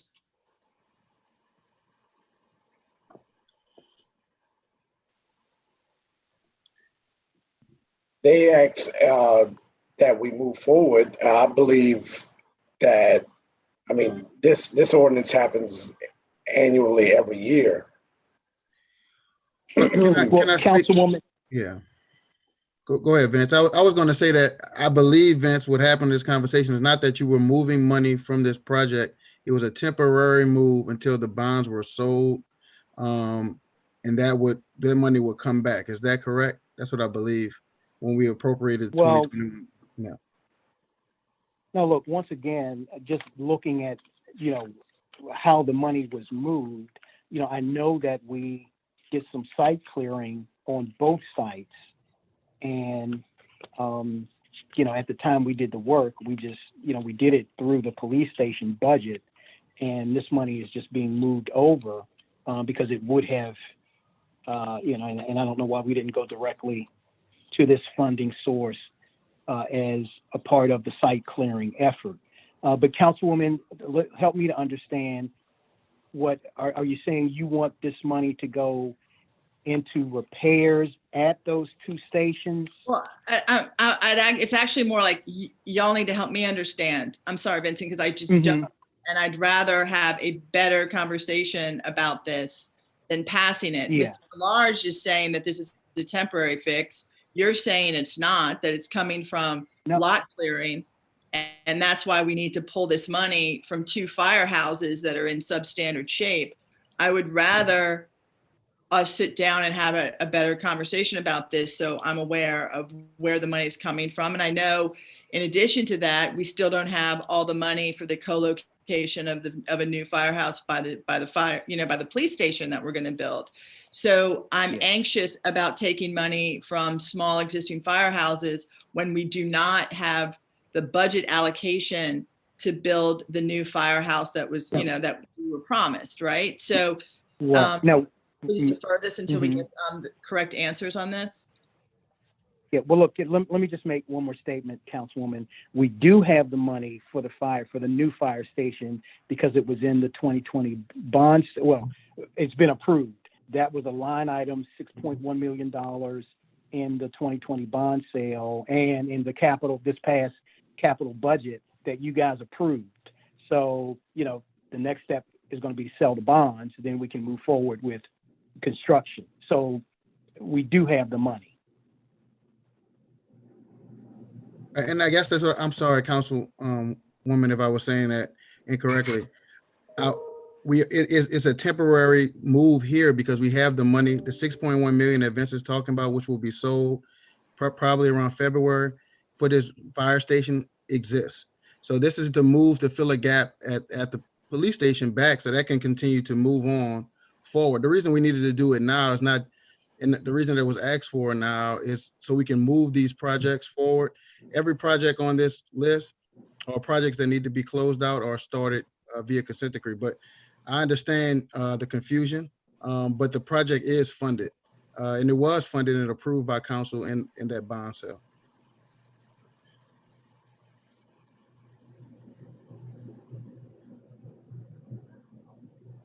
Yeah, this movement in no way impacts us negatively with moving forward with the new station. And ordinarily, I wouldn't have a problem deferring this ordinance, but there are some projects that are really waiting, like the consent decree for MTA, firing range is on here. So And what those was, I'm sorry, so what was that money supposed to be spent on for these 2 fire engine houses? Where is it going? You're You know, asking? Yeah, no, she's saying what was it originally? And Councilwoman, I really don't know off the top of my head. This is 2015 bonds. It could have been a leftover amount from some previous expenditures. At this point, Councilwoman, if it would make you more comfortable, and I don't know if we can just strike this item and, have some more discussions about it. I mean, the 33, I'd have to go back and check, but I don't think that's gonna, if we don't put it in the police station, I would hope that $33,000 wouldn't produce an adverse impact on us.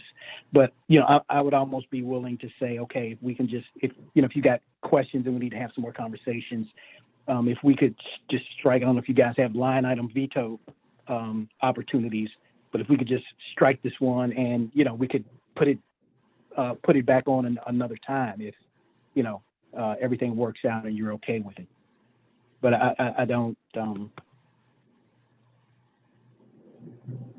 think, with this much money is going to be provide a major problem with us on either the new fire station or police station.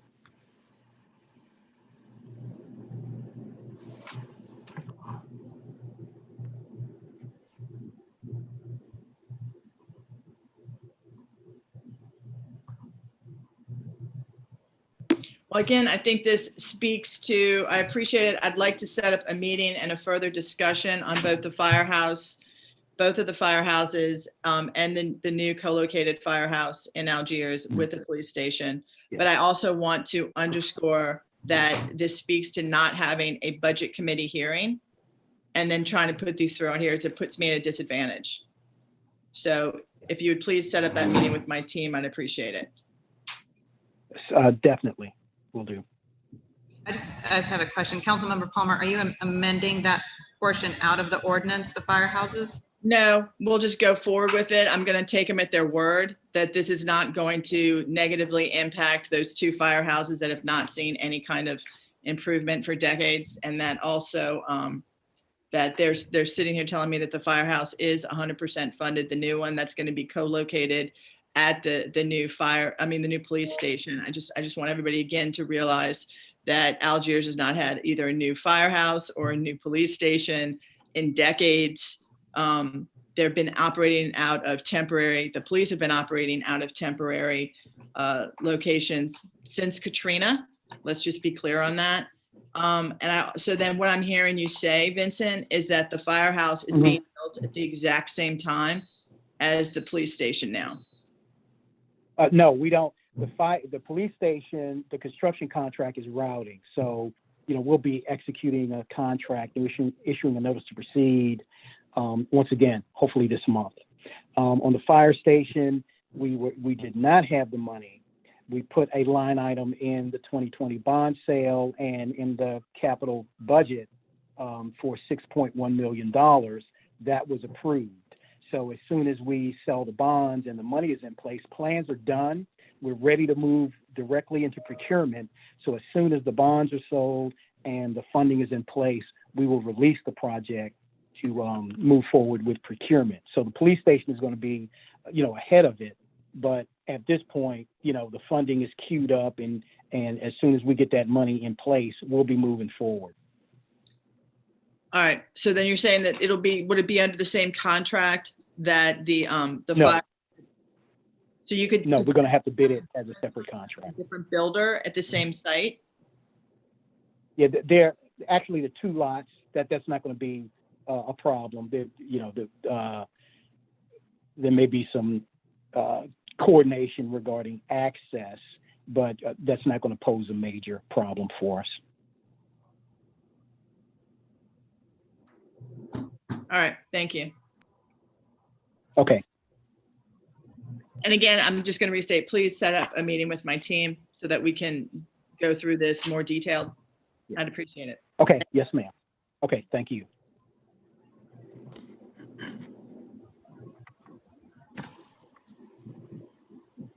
Thank you. Any more questions?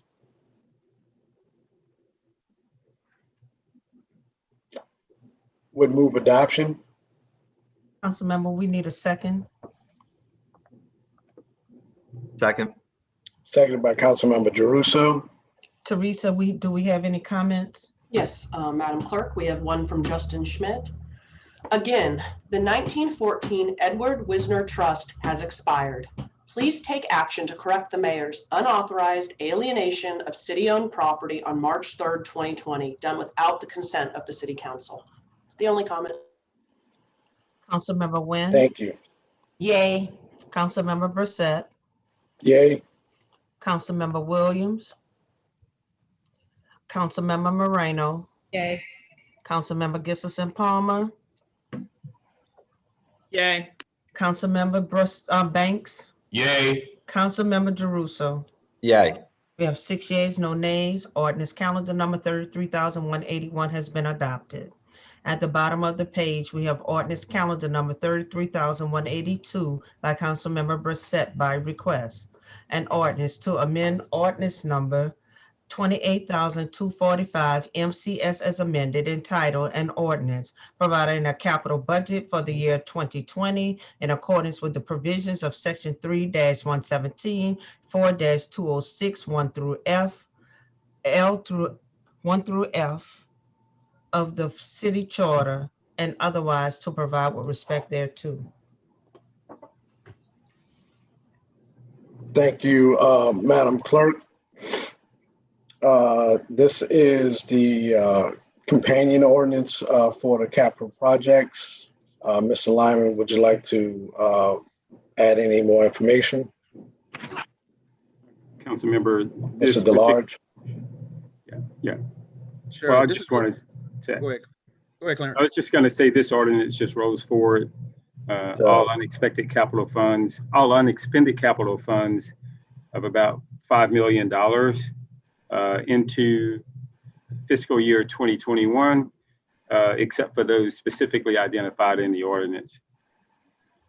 Yeah, just to And those correct it a little bit, are- it rolls those forward. are- I'm sorry, council member.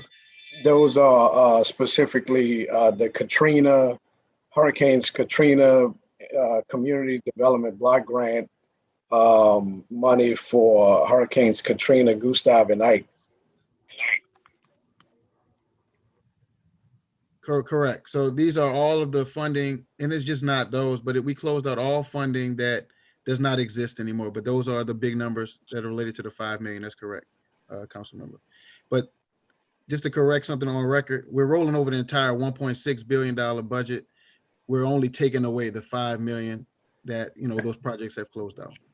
Right, and I'll make a correction that I said it was the companion ordinance, but it's the rollover ordinance of unexpended funds. Correct. Thank you. I would move adoption if there are no questions from colleagues.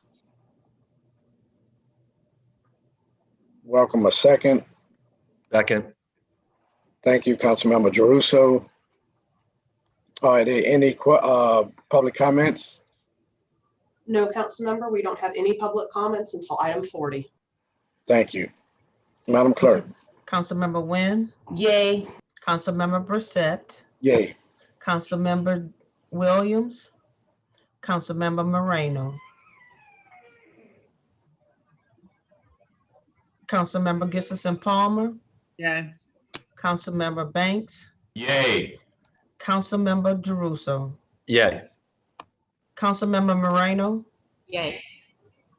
We have 6 yeas, no nays, and ordinance calendar number 33,182 has been adopted.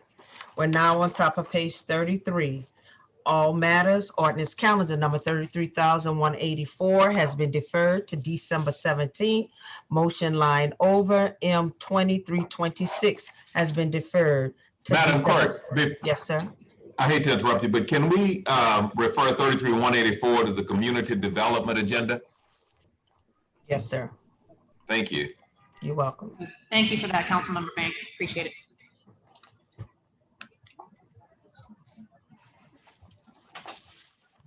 We're on top of page 34. Well, wait.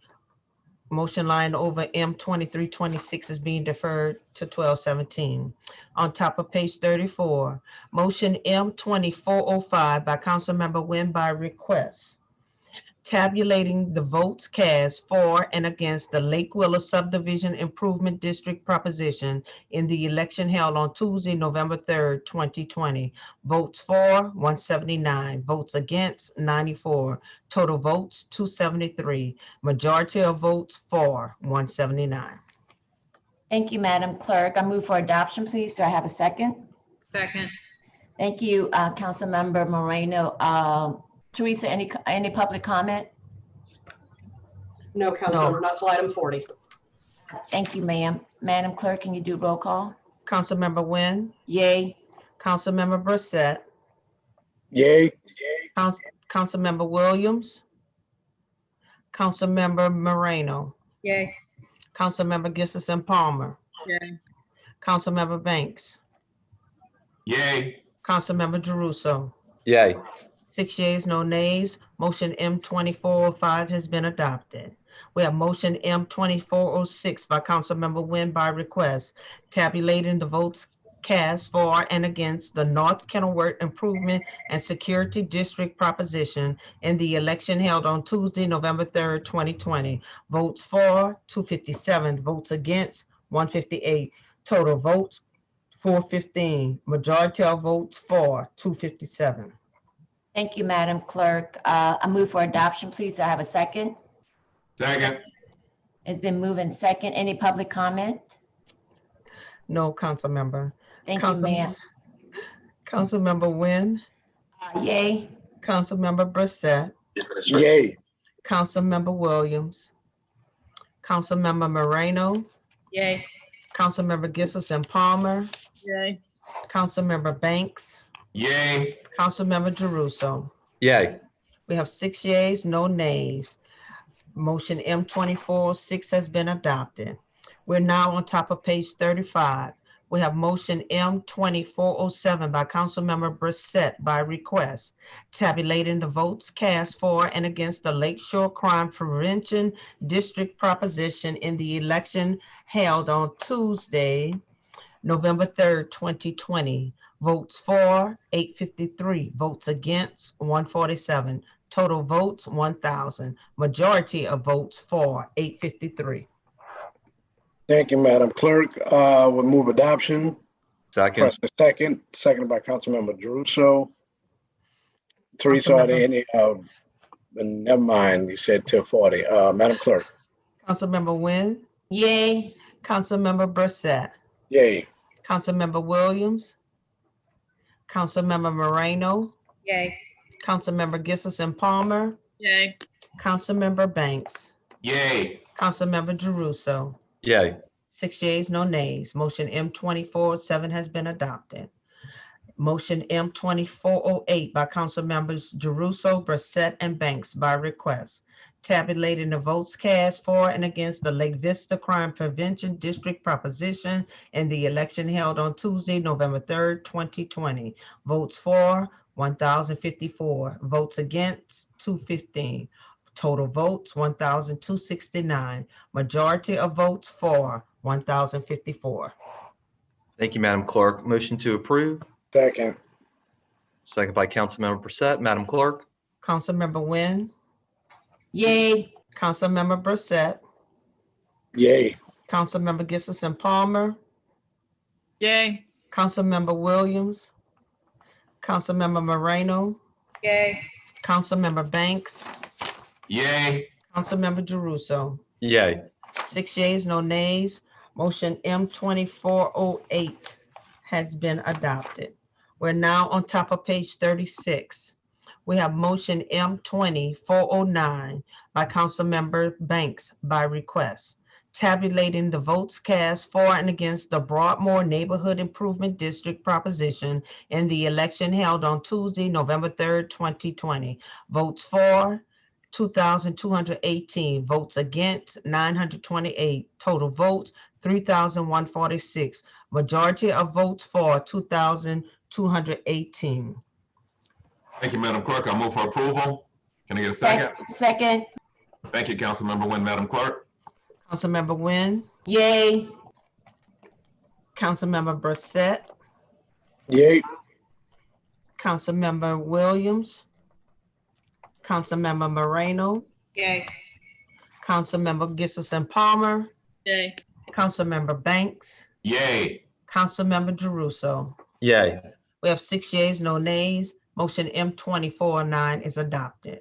We have motion M2410 by Councilmember Wynn, directing City Planning Commission to conduct a public hearing to consider amending and reordaining ordinance number MCS 4264 as amended by ordinance number 26,413 MCS as amended, the comprehensive zoning ordinance of the City of New Orleans to effect a zoning change in the lower 9th Ward bounded by Florida Avenue, St. Bernard Parish, St. Claude Avenue, and the Industrial Canal on all lots therein currently zoned S-B1 Suburban Business District and S-B2 Pedestrian-Oriented Corridor Business District to designate them as HUMU Neighborhood Mixed-Use Districts to facilitate residential uses by right that are currently prohibited within the existing S-B1 and B2 designation.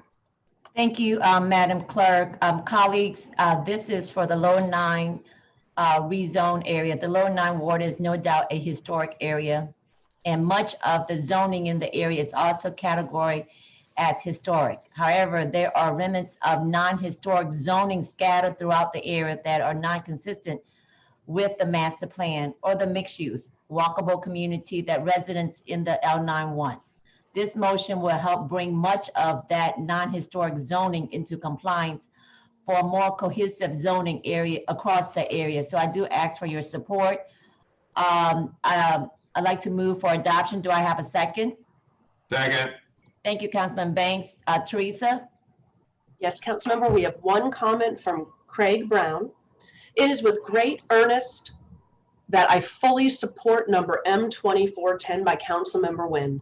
This motion will help allow for the continued stability of our neighborhood while providing for the growth and flexibility that the lower 9th Ward so desperately needs. The ongoing use of our property for residential use is vital for the rich and long-standing character of life below the industrial canal. As such, the citizens in our community should be afforded every opportunity to live, play, and recreate in their home and yards for generations to come. And that is the end of the public comments for this meeting. Thank you. Thank you, Teresa. Thank you, Mr. Brown, for that comment. So I'll go ahead and do, Madam Clerk, can you do roll call? Councilmember Wynn, Yay. Councilmember Brossett, Yay.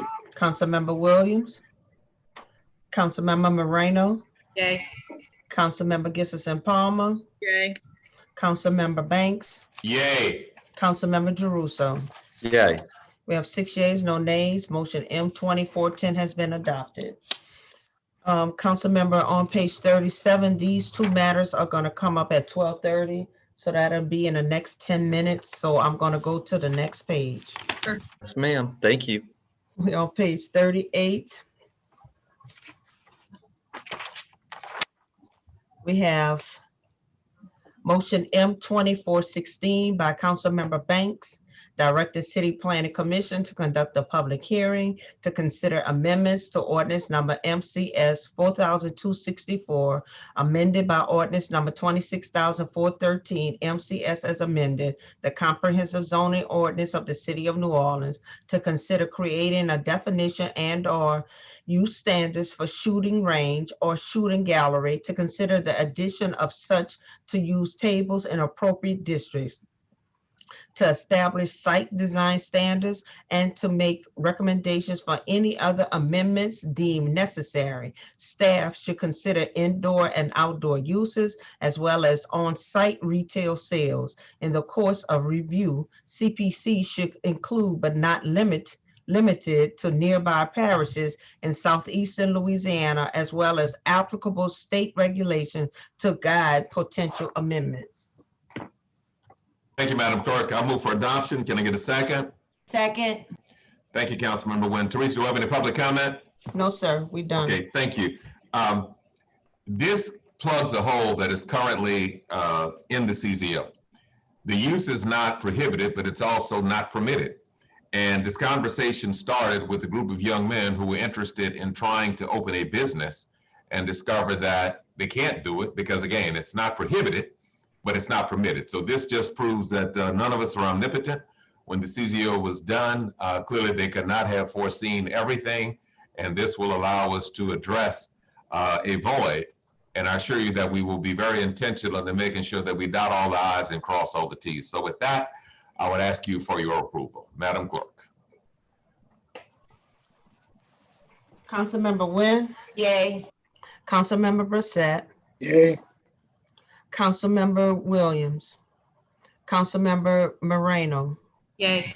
Councilmember Gissison Palmer. Yay. Councilmember Banks. Yay. Councilmember Jeruso. Yay. We have 6 yeas, no nays. Motion M2416 has been adopted. Madam Clerk, since we still have about 5 minutes before 12:30, do you think we can go back to item 24, which was Councilmember Williams' item, so I can add my name to it? Okay, thank you. And I believe Ms. Spears will be available to help present. We have ordinance calendar number 33,146 by Councilmember Williams by request, adding Councilmember Moreno. An ordinance to grant a non-exclusive wireless franchise to Branch Communications LLC, an Oklahoma limited liability company, to construct, maintain, operate, and authorize new wireless facilities on and under the public rights of way within the corporate limits of the City of New Orleans, with locations subject to the approval of the grantor, to provide an annual payments and the furnishing of a surety bond, and otherwise to provide with respect thereto. Thank you, Madam Clerk. Ms. Spears, I'll turn it over to you. Good afternoon, council members. As the clerk stated, this is an application for a franchise agreement that will be non-exclusive to Branch Communications, who is an infrastructure provider. The franchise is in compliance with the code, and there have been no significant alterations to the standard agreement that all other applicants comply with. Also, the Department of Finance has reviewed the franchise agreement and made no recommendations for changes. Thank you, Ms. Spears. Is there any public comment, Teresa? No. No public comment for the rest of the meeting. Okay, perfect. Thank you. Any comments from the dais? I don't believe I see any. I will make a motion to approve. Can I get a second? Second. Seconded by Councilmember Jeruso. Madam Clerk. Councilmember Nguyen. Yay. Councilmember Brossett. Yay. Councilmember Williams. Councilmember Moreno. Yay. Councilmember Gissison Palmer. Councilmember Banks. Yay. Councilmember Jeruso. Yay. Councilmember Gissison Palmer. We have 5 yeas, no nays, and the ordinance calendar number 33,146 has been adopted. We're now going to go to page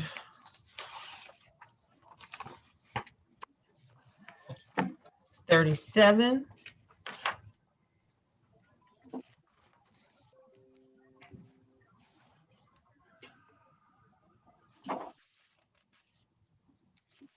1 minute, please.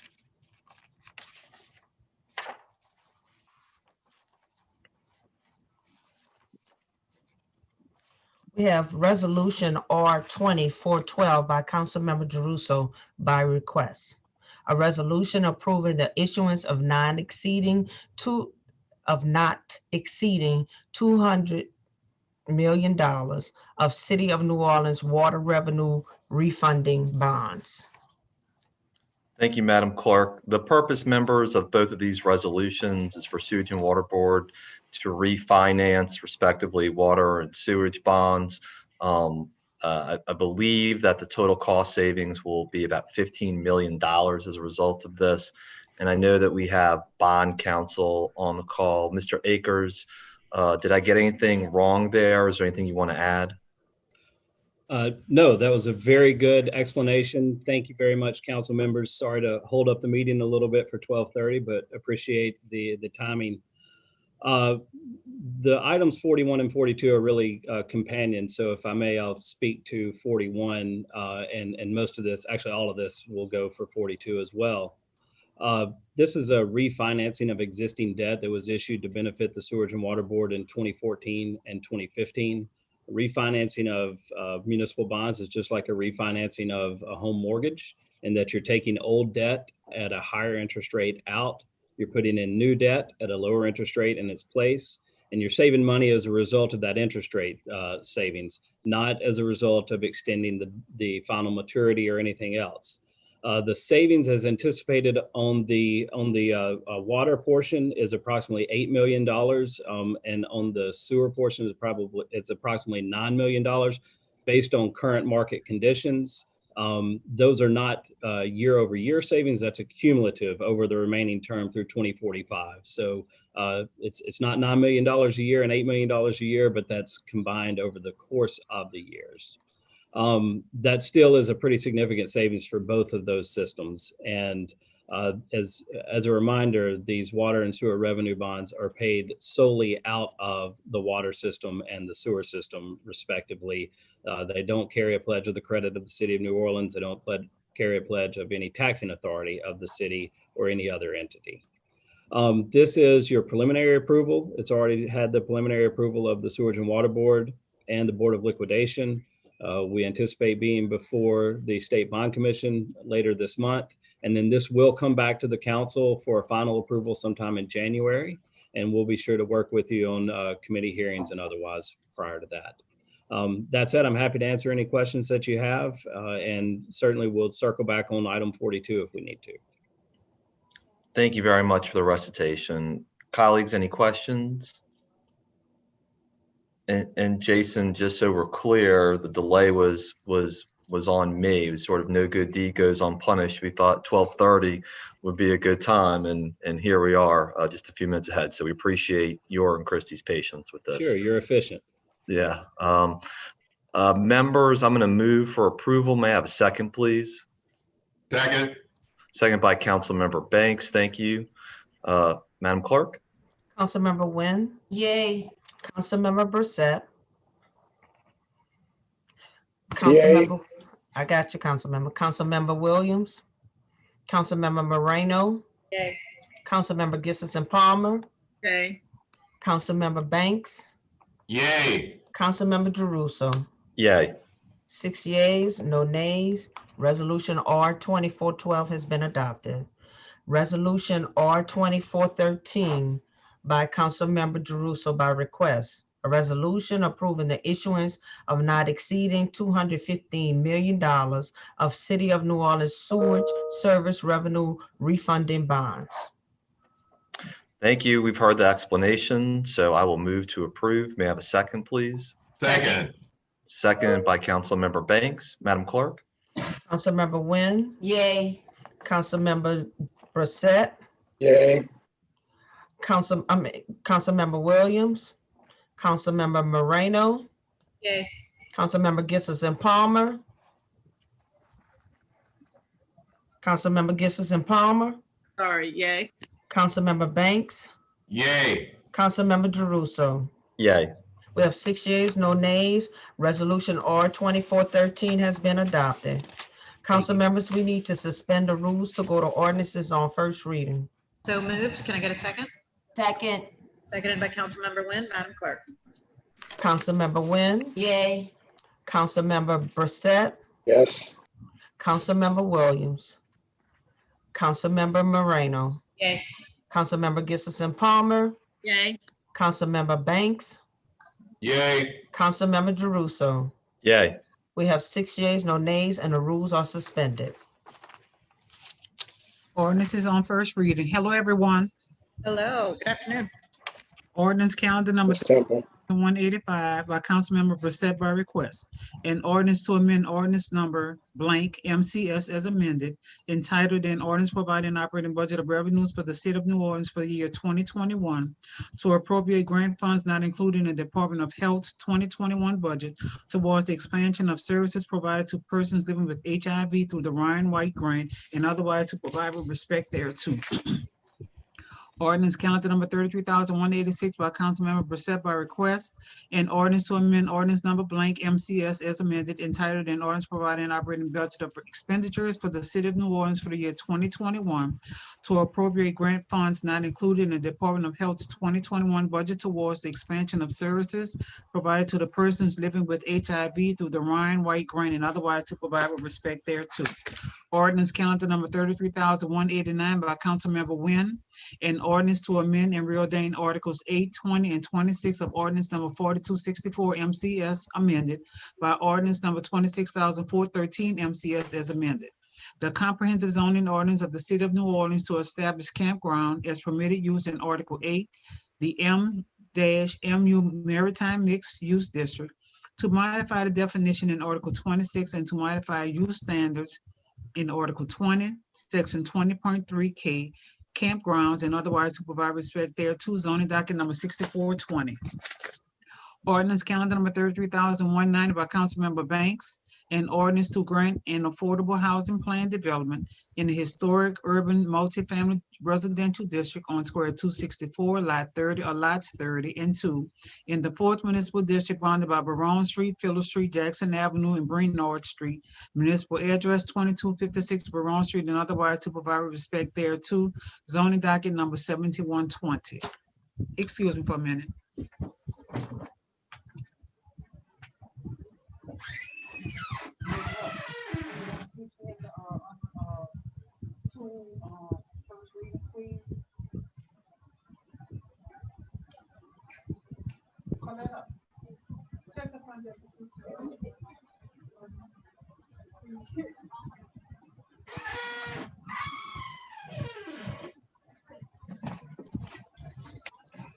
Okay, ordinance calendar number 33,191 by Councilmember Nguyen, an ordinance to affect a zoning change from a general commercial district to a C3 heavy commercial district located in Prairie Lands, parcel 14 on undesignated square in the 3rd municipal district bounded by Michoud Boulevard, Interstate 10, Six Flags Parkway, and Interstate 510, municipal address 14201 Michoud Boulevard, and otherwise to provide respect thereto, zoning docket number 7720.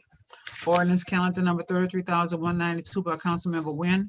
An ordinance to amend and reordain Article 19 of ordinance number 4264 MCS amended by ordinance number 26,413 MCS as amended. The comprehensive zoning ordinance of the city of New Orleans to establish a new interim zoning district to be named the Lower Ninth Ward Off-Street Parking Interim Zoning District, the intent of which is to amend the off-street parking regulations to one, only require one off-street vehicle parking space for 2-family dwellings of a certain width and no off-street parking for a single and 2-family dwellings of a certain width. Number 2, require street planning beneficial to the neighborhood. And 3, set a new front yard bill to line for properties in the Lower Ninth Ward impacting the area bounded by North Rampart Street, the Industrial Canal, Florida Avenue, and Orleans St. Bernard Parish line, and otherwise to provide respect thereto, zoning docket number 7820. Ordinance calendar number 33,193 by Council members Moreno and Kristin Palmer by request. An ordinance to amend and reordain section 58-36, 106-36, 142-38, 154-882, 154-1191, 154-1195 A and B, 154-1202, and 154-1561 to change references therein from Jefferson Davis Parkway or Jeff Davis Parkway to Norman C. Francis Parkway or to Moore Street in accordance with ordinance number 28,444 MCS and otherwise to provide with respect thereto. Ordinance calendar number 33,194 by Councilmember Kristin Palmer by request. An ordinance to authorize the mayor of the city of New Orleans to enter into a cooperative endeavor agreement between the city of New Orleans and the state of Louisiana through the Louisiana Department of Transportation and Development to provide for the city's contribution to state project H.011670, the Loyola Drive Interchange Improvement Project, serving as a connection between the Interstate 10 and the Louis Armstrong New Orleans International Airport North Terminal with a duration for 15 years as more fully set forth in the cooperative endeavor agreement form attached here to and made a part hereof, and otherwise to provide with respect thereto. And that completes all the ordinances on first reading. Okay, thank you, Ms. Temple. Can I get a motion to adjourn? So moved. So moved by Councilmember Drew. So can I get a second? Second. I think that was everybody, but I'll give it to Councilmember Brossett. Seconded by Councilmember Brossett. Madam Clerk? Yay.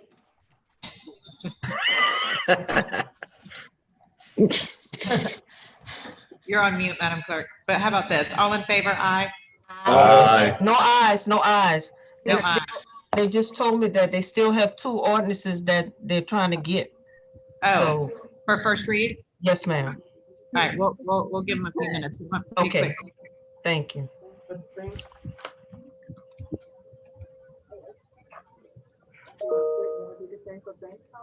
Everything is done. We're waiting on the first readings, whatever they are.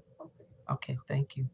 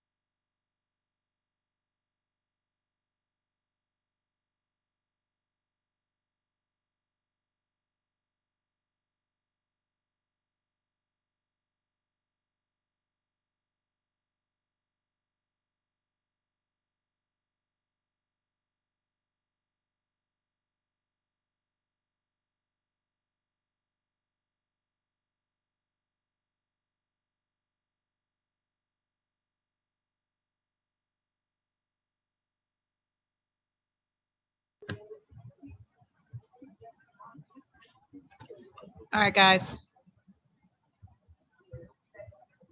Waiting for the clerk to return. Okay, council member, I'm good. Okay, I think I'm muted. Hang on one second. Okay. I just have to unmute me on Granicus. And you're not muted. I know, on Granicus, I was muted, Councilmember Banks. We got it now. So anyway, okay, so we don't seem to have those ordinances ready. I just talked to the clerk, so we're gonna go ahead and adjourn. So we already had the vote. It was, we can do it again, Madam Clerk. I leave it up to you. And before you do, Madam Vice President, to the clerk, is there a schedule? When is the deadline to have items ready for the council meeting? Everything, the schedule is on Monday before the council meeting at 12 noon. So is that publicized somewhere? That's in our council rules. So it's likely that people who have business would likely know that, right? Right. Okay, so with that, I don't think we ought to delay any further meetings when people know when the stuff is supposed to be submitted. And this is not like it's a secret that's coming out of left field somewhere. We know when the agenda is due. And just saying that from my own personal feelings, I get my stuff in on time. And I think everybody else ought to be held to the same standard to play within the boundaries that are established by our rules. Thank you, Madam Vice President. No problem. Thank you. I think we're all in agreement on that. And to get something in for first read for a council meeting, it's you can get it in up to when we adjourn. And obviously we were in the process of adjourning and these ordinances are still not ready. So we are going to adjourn. So Madam Clerk, it's up to you whether we are already good with the vote we took or you want to take it again. 6 yeas, no nays, we are adjourned. Okay, thank you. Have a great weekend. You too. Thank you. Goodbye, council members. Bye, Madam Clerk. Bye, Ms. Temple. Bye, Mr. Jeruso.